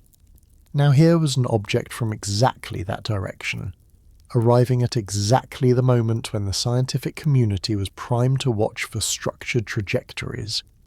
The object was designated 4I/Rubin after the observatory that discovered it. Within 48 hours, every major telescope capable of tracking it was pointed in its direction. Spectroscopic observations began immediately. Trajectory calculations refined by the hour. This wasn't just another interstellar visitor. This was a test case. If 4I/Rubin behaved like conventional objects, the theories about 3I/Atlas would lose credibility. If it showed similar anomalies, everything changed. By January 28th, the data was clear. 4I/Rubin was following a clean hyperbolic trajectory. No deviations, no unexpected accelerations. It was behaving exactly as orbital mechanics predicted. Dr. Torres's prediction appeared to be failing. The object from Sagittarius wasn't aligning with ancient sites. Skeptics felt vindicated. Maybe 3I/Atlas's trajectory shift had been an isolated anomaly. Maybe it was outgassing we'd somehow missed. Maybe the ancient alignment was just coincidence after all. A statistical fluke that seemed significant only because we wanted it to be. But then, on February 3rd, when 4I/Rubin reached 1.7 astronomical units from the Sun, the same distance where 3I/Atlas had deviated, it shifted trajectory. The deviation was smaller than 3I/Atlas, or S, only 0.6 arcseconds over 3 days. But it was in a specific direction. And when astronomers plotted the new trajectory, they found it aligned within measurement error with a plane defined by 3 ancient astronomical sites, the Venus Observatory at Chichen Itza in Mexico, the astronomical alignments at Angkor Wat in Cambodia, and the star charts recorded in the Dresden Codex. All 3 sites were associated with observations of Venus and the galactic centre. Dr. Torres had predicted this exact alignment. The scientific community went from skeptical to stunned in approximately 36 hours. 2 interstellar objects entering from different directions, both showing unexplained trajectory deviations at similar distances from the Sun, both aligning with different sets of ancient astronomical markers. The probability of this being coincidence was no longer calculable in meaningful terms. Either something real was happening, or the universe was pulling the most elaborate prank in astronomical history. Dr. Eleanor Vasquez, who'd co-authored the skeptical It's Just Coincidence paper, publicly revised her position on February 5th. Two independent events with similar characteristics aligned to different ancient reference points suggests a phenomenon worth taking seriously. She wrote on the astronomical community's primary email list, "I remain skeptical of mystical interpretations, but I'm now convinced we're observing a physical phenomenon we don't yet understand." That statement from a leading skeptic shifted the conversation. This wasn't about belief versus disbelief anymore. This was about figuring out what the hell was actually happening. By mid-February, 7 different research groups had published papers proposing mechanisms. The dark matter corridor model was refined with predictions about where other corridors might exist. The magnetic field hypothesis gained mathematical rigor, with Torres and her collaborators publishing field equations that could be tested against observations. Doctor? Blackwell's ancient observation theory gained credibility if ancient people had witnessed interstellar visitors and marked their paths. 2 visitors in 6 weeks meant such objects might be more common than modern astronomy assumed. Even the pure coincidence theory evolved. Doctor. Stephen Clark at Harvard published a revised statistical analysis arguing that if interstellar objects are much more common than we thought, maybe hundreds passing through our solar system each year, mostly too dim to detect, then occasional alignments with ancient sites become statistically expected rather than surprising. We just hadn't realized how common these visitors were, because our detection capabilities were too limited until recently. That theory made its own predictions as telescope technology improved. We should detect interstellar objects much more frequently. The Rubin Observatory, with its wide field of view and sensitive detectors, should find dozens over the next decade. What nobody expected was how quickly that prediction would be tested.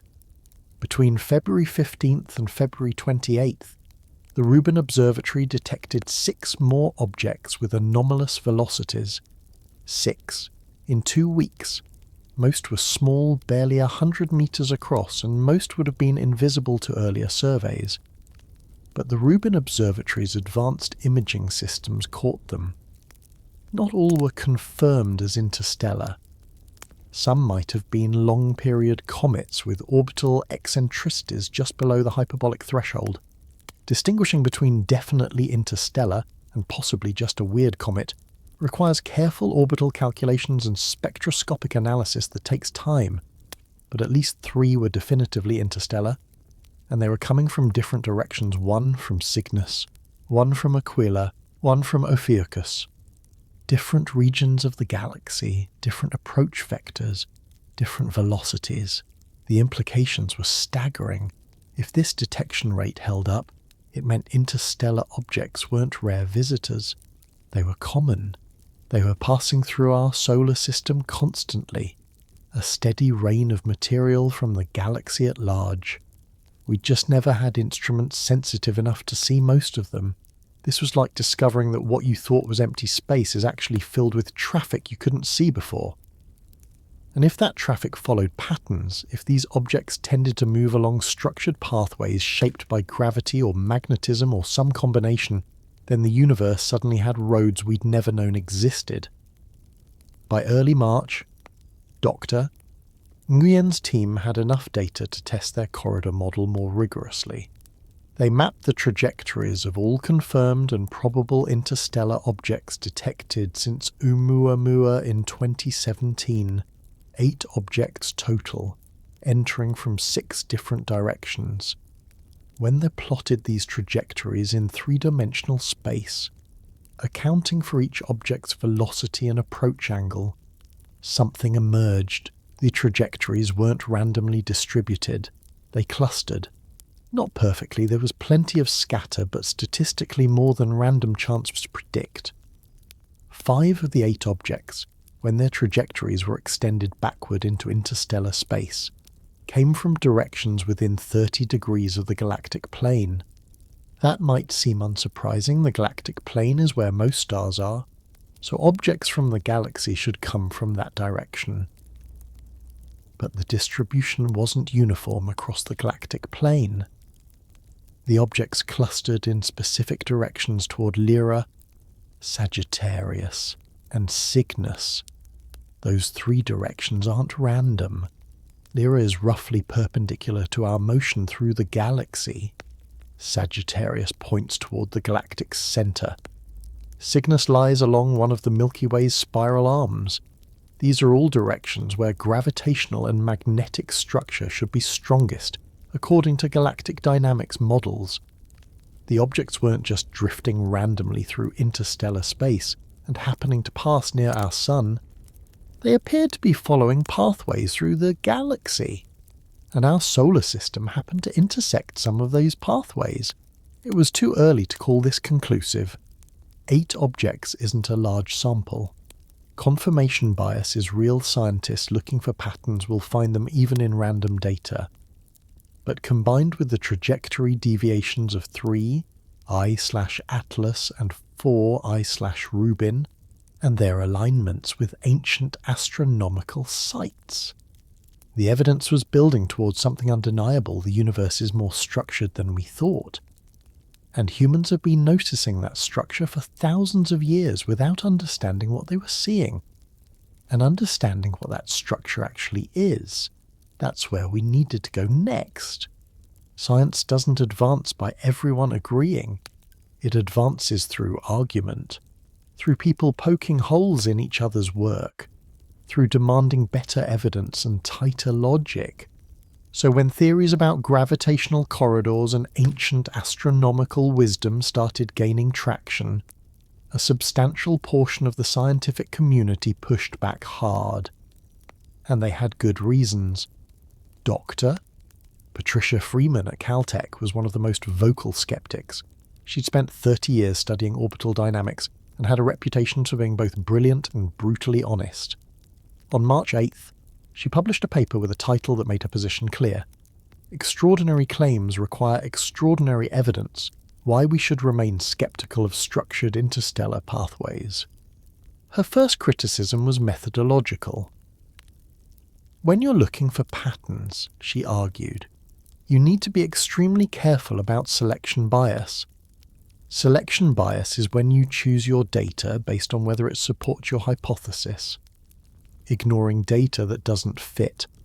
Freeman pointed out that astronomers had identified hundreds of ancient sites with astronomical alignments.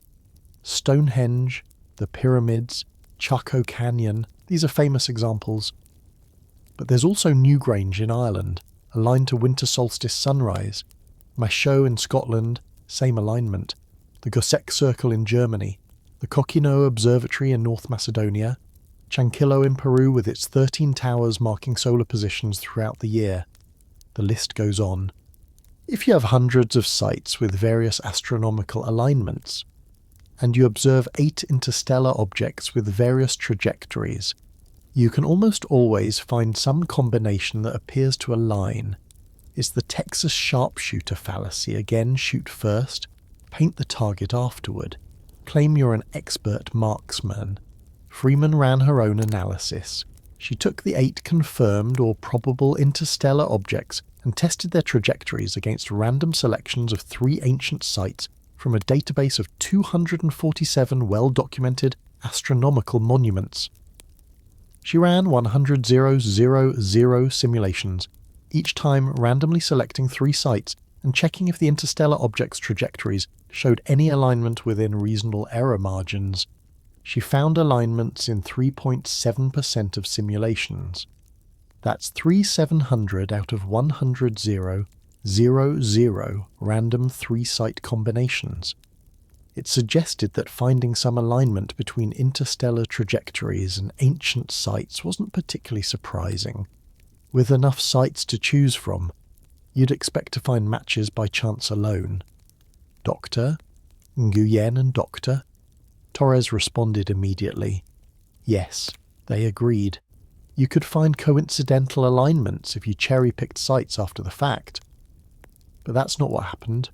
3I/Atlas aligned with specific sites Giza, Callanish, and Chaco Canyon that represented three of the most precisely constructed astronomical monuments on Earth, and 4I/Rubin aligned with different sites related to Venus and galactic center observations before anyone knew where to look. Torres had made her prediction about Sagittarius direction objects before 4I/Rubin was discovered. That's not cherry-picking. That's prediction and confirmation. Freeman wasn't convinced. She argued that Torres's prediction was vague enough that multiple outcomes could have been claimed as confirmation. If 4I/Rubin had aligned with different sites than the ones Torres predicted, couldn't Torres have found some post hoc justification?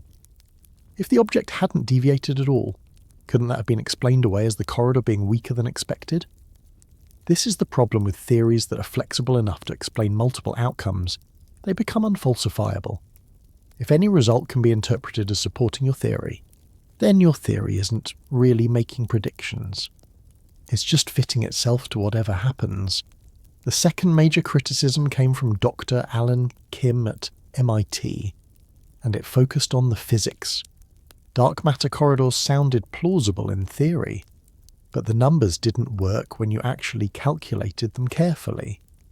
Kim pointed out that for dark matter concentrations to create gravitational effects strong enough to alter 3I/Atlas's trajectory in the observed way, those concentrations would need to be massive, far more massive than the 0.01% of Earth's mass that Nguyen's models suggested. Kim calculated that you'd need dark matter concentrations equivalent to roughly 10% of Earth's mass, distributed along 1,000-mile-wide corridors. That much dark matter in our solar system would have detectable gravitational effects on planets. It would slightly perturb their orbits. We've been tracking planetary positions with extraordinary precision for centuries. The historical data should show these perturbations if such massive dark matter structures existed. Kim analysed planetary ephemerides, the tables of planetary positions going back to the 1800s. He looked for unexplained deviations, anomalies that couldn't be accounted for by known gravitational influences. He found nothing significant. The planets orbit exactly where they should based on their mutual gravitational interactions and the Sun's mass. There's no room for additional gravitational sources as massive as Nguyen's model required. Nguyen responded that Kim's calculation assumed dark matter was distributed uniformly along corridors. What if it was more clumped, concentrated in specific regions that interstellar objects passed through but planets didn't? Kim countered that such a specific distribution would itself require explanation. Why would dark matter arrange itself in precisely those configurations? The debate got technical fast, diving into the gravitational potential equations and dark matter particle physics. Both sides made valid points. Neither could definitively prove the other wrong. The third criticism targeted the ancient observation hypothesis, and it came from Dr. Jennifer Walsh, an archaeologist specialising in ancient technology. She was sympathetic to the idea that ancient people were sophisticated observers. Her own research documented that extensively. But she was sceptical that ancient records contained evidence of interstellar visitors. Walsh examined Dr. Blackwell's three historical candidates, the Chinese Broom Star of 532 CE, the Babylonian Wandering Star of 164 BCE, and the Egyptian Wandering Light of 1850 BCE. She found problems with all three. The Chinese record described a broom star, which was standard terminology for comets. Yes, the trajectory seemed unusual, but ancient positional records are often imprecise. Chinese astronomers used asterisms constellation patterns that don't map perfectly to modern star charts. Small translation errors or interpretive differences could make a normal comet appear to follow an impossible path when plotted on modern coordinates. The The Babylonian record was even more problematic. The cuneiform tablet Blackwell cited was damaged, with several lines missing. Blackwell had filled in the gaps based on context, but Walsh argued those gaps could be filled in multiple ways. She produced an alternative reading where the wandering star was actually Venus during a particular phase of its orbit, viewed during unusual atmospheric conditions that made it appear to move unusually. The Egyptian papyrus was the weakest evidence. It mentioned a wandering light, but provided almost no positional information. Blackwell inferred the trajectory based on the mention that it was visible for 51 nights and moved eastward. But Walsh pointed out that planetary conjunctions, bright comets, or even meteors viewed over multiple nights could fit that description. There wasn't enough detail to definitively identify it as anything specific. Walsh's conclusion. Doctor, Blackwell's research is creative and thought-provoking, but it doesn't meet the evidentiary standard required to claim ancient civilizations observed interstellar objects. We need contemporary records explicitly describing objects with characteristics like hyperbolic trajectories or extreme velocities that couldn't be explained by solar system phenomena. None of the cited texts meet this standard. Blackwell acknowledged the criticism was fair. Ancient records are ambiguous, and extraordinary claims require better evidence. But he argued that absence of definitive evidence wasn't evidence of absence. Just because we couldn't prove ancient people saw interstellar objects didn't mean they hadn't. It just meant the question remained open. The fourth and perhaps most damning criticism came from pure statistics, courtesy of Dr. Stephen Clark at Harvard. He was the same statistician who'd co-authored the earlier skeptical paper with Dr. Vasquez, and his follow-up analysis in March was even more pointed. Clark focused on what statisticians call the multiple comparisons problem. When you test one hypothesis, you can calculate a p-value, the probability of getting your result if the hypothesis is false. If that probability is less than 5%, scientists traditionally consider the result statistically significant. But here's the catch: if you test 20 hypotheses, you'd expect one of them to show statistical significance purely by chance, even if all 20 hypotheses are false. That's the multiple comparisons problem. The more patterns you look for, the more likely you are to find at least one apparent pattern that's actually just noise. Clark calculated how many different patterns researchers had tested when analysing interstellar objects, alignments with ancient sites, correlations with galactic structure, trajectory clustering, velocity distributions, spectroscopic similarities, rotation rates, size distributions. Each of these was a hypothesis being tested. When he accounted for all these multiple comparisons, the statistical significance of any individual finding dropped dramatically. What looked like a 1 in 250,000 chance, when considered in isolation, became much more likely when you accounted for the fact that researchers were testing dozens of different patterns. His conclusion: when properly accounting for multiple comparisons, none of the reported alignments or patterns reach the threshold of statistical significance required to confidently reject the null hypothesis of random distribution.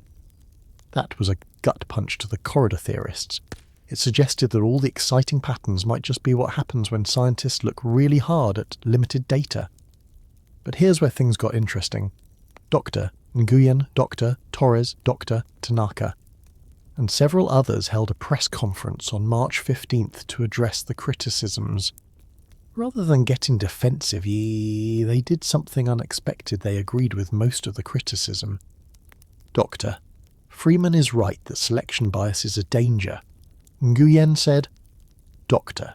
Kim is right that our dark matter mass estimates might be wrong. Dr. Walsh is right that ancient records are ambiguous. Dr. Clark is right that multiple comparisons reduce statistical confidence. All of these criticisms are valid. He paused for effect. But here's what the critics can't explain, Doctor. Torres predicted the behaviour of 4I/Rubin before it was discovered. That's not selection bias. That's not multiple comparisons. That's a specific prediction that was confirmed by observation. Maybe her mechanism is wrong. Maybe it's not magnetic fields.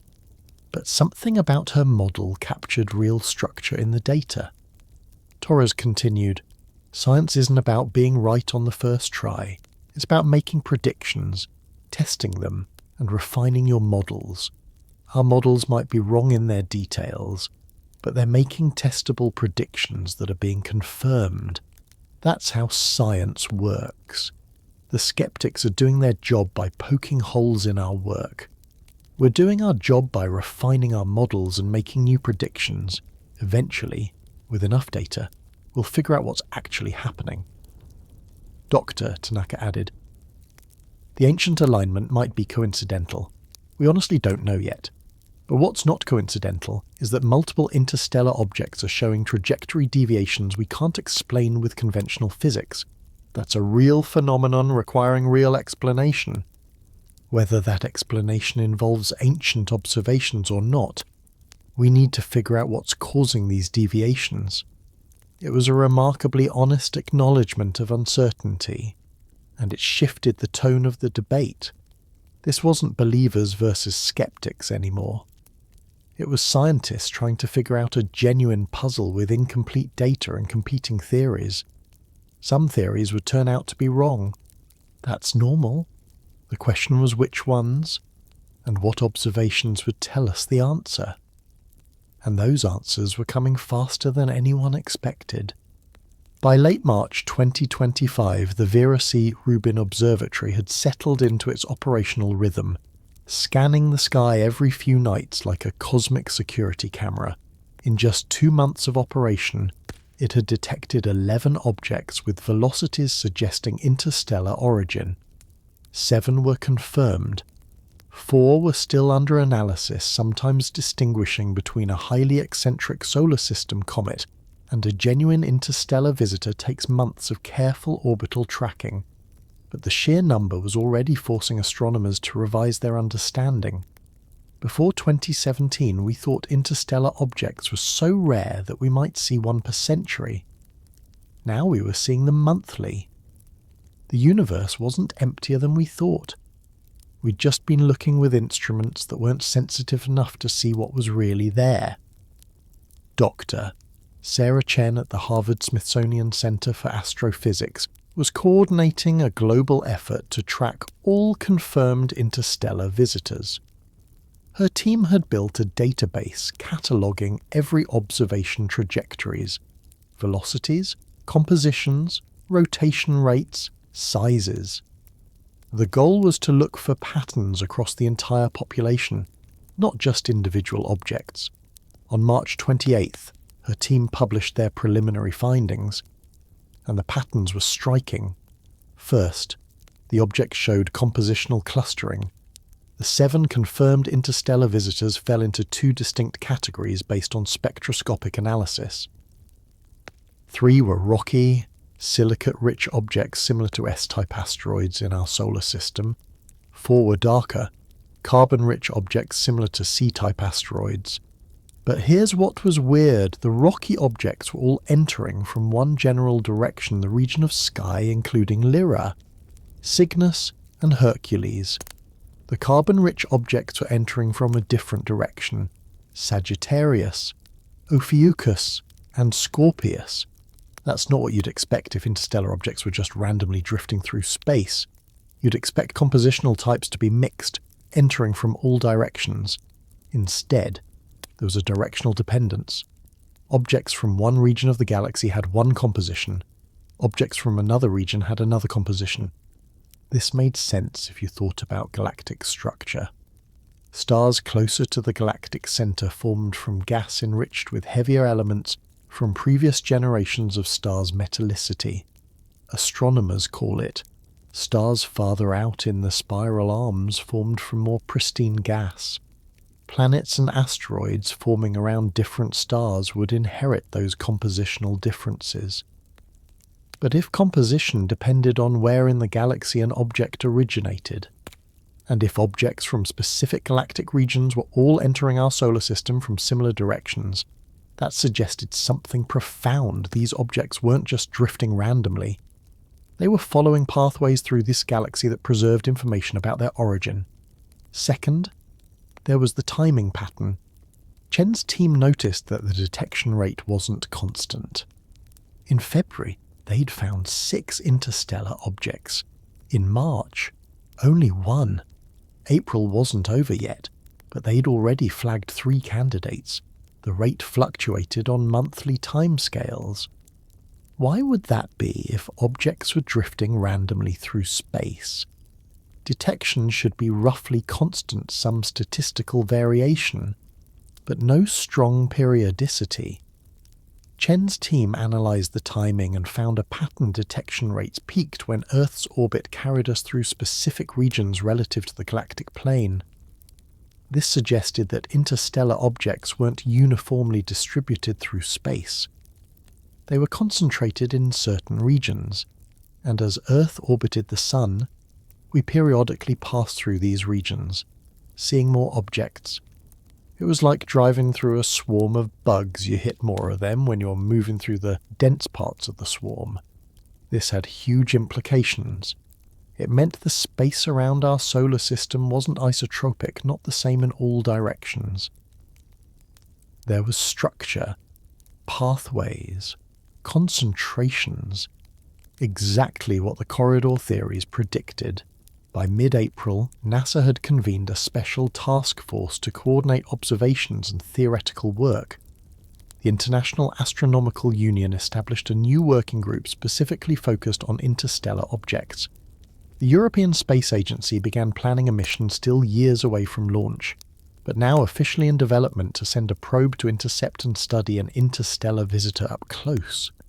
Everyone wanted to understand what was happening, and everyone agreed that the key was more data, which is where citizen science entered the picture. Dr. Mark D'Antonio, an amateur astronomer in Massachusetts, had been following the 3I/Atlas story closely. He had a backyard observatory, nothing fancy by professional standards, but equipped with a decent telescope and a sensitive CCD camera. On April 11th, he decided to try something ambitious. He would systematically search for fast-moving objects himself. Most amateur astronomers focus on pretty targets: nebulae, galaxies, planets. D'Antonio instead pointed his telescope at empty patches of sky and took long series of images, then used software to detect anything moving between frames. It was tedious work. 99% of what he found was known asteroids, satellites, or imaging artifacts. But on April 16th he found something unusual, an object moving at 0.4 degrees per hour, much faster than typical asteroids. He reported it to the Minor Planet Center, the international clearinghouse for such observations. Within hours, other amateur astronomers confirmed it. Within 24 hours, professional observatories were tracking it. 5I/D, Antonio, named after its discoverer, was the first interstellar object found by an amateur astronomer, and it sparked a movement. Amateur astronomy has a rich tradition. Comets, supernovae, variable stars, many are first spotted by dedicated amateurs who spend clear nights systematically scanning the sky. Now, amateurs had a new target: interstellar visitors. And with modern digital cameras, image processing software, and online coordination tools, amateurs could contribute meaningfully to cutting-edge science. By early May, over 800 amateur astronomers worldwide had joined the Interstellar Patrol, a coordinated effort to search for fast-moving objects. They divided the sky into sectors, shared observations online, and flagged candidates for professional follow-up. It was citizen science at its best, and it was working. On May 3rd, an amateur in Australia found 6I/Sydney. On May 8th, a team in Japan found 7I/Osaka.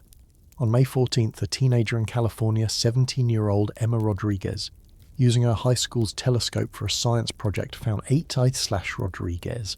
she became the youngest person ever to discover an interstellar object.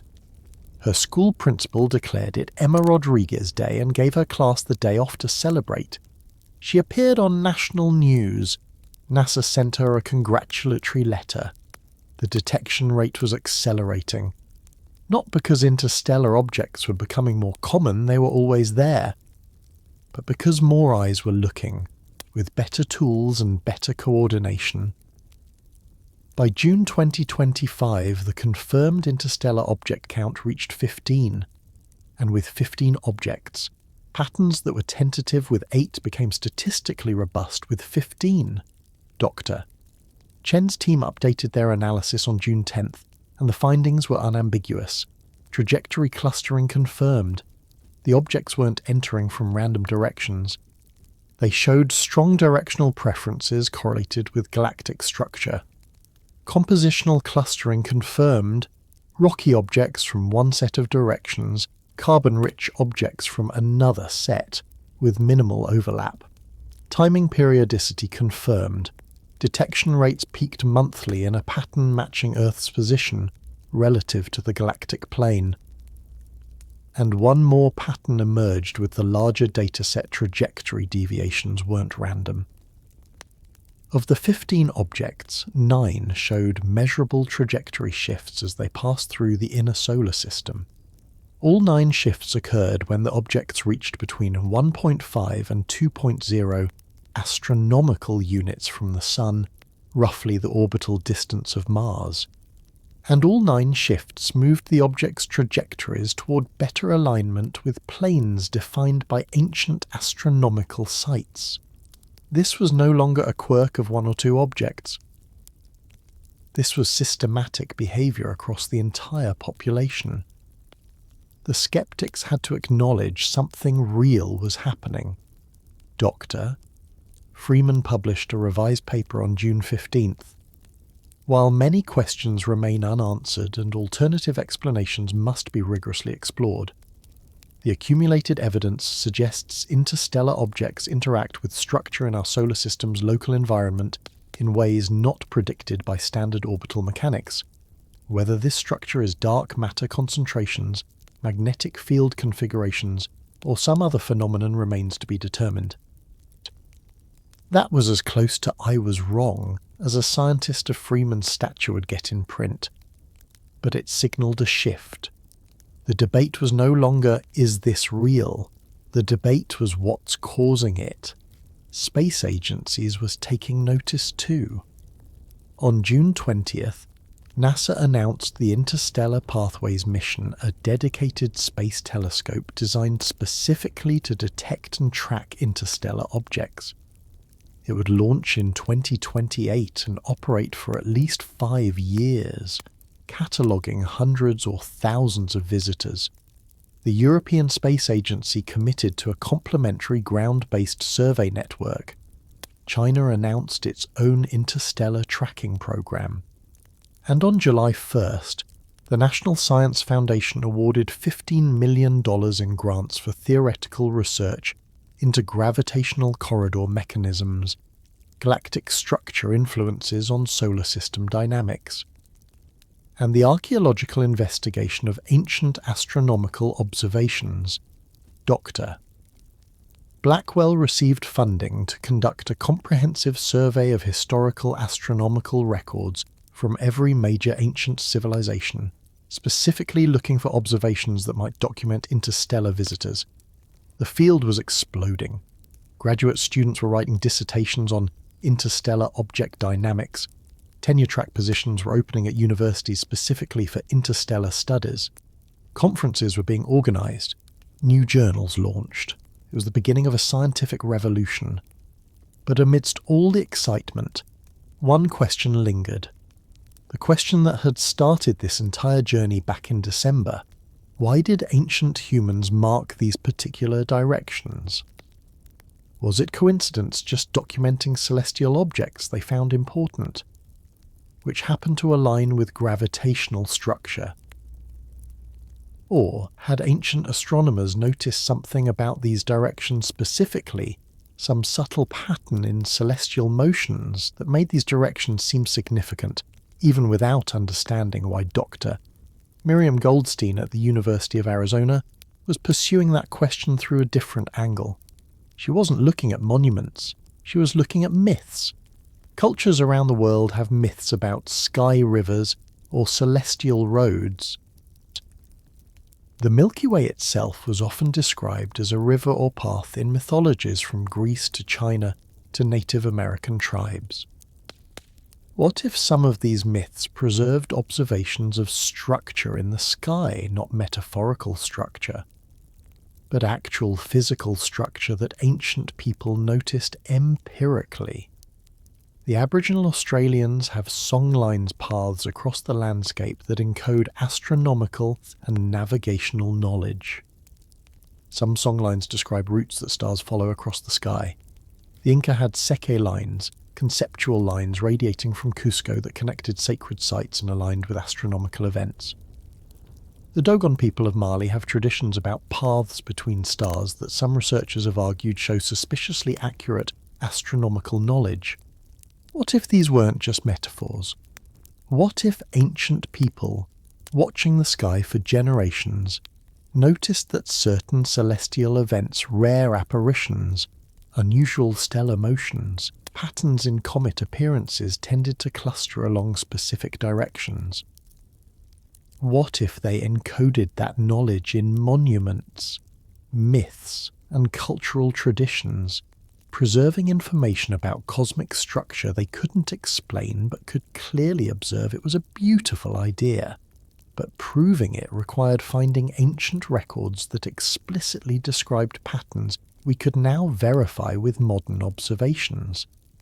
Goldstein was searching, but definitive evidence remained elusive.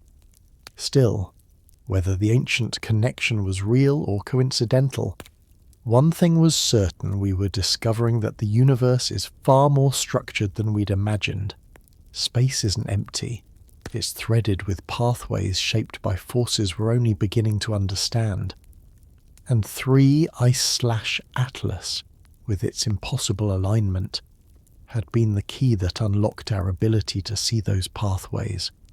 What we do with that knowledge, how we use it to understand our place in the cosmos, how we plan future space exploration, how we think about the ancient people who looked up and wondered what they were seeing. That story is still being written, and you're watching it unfold in real time.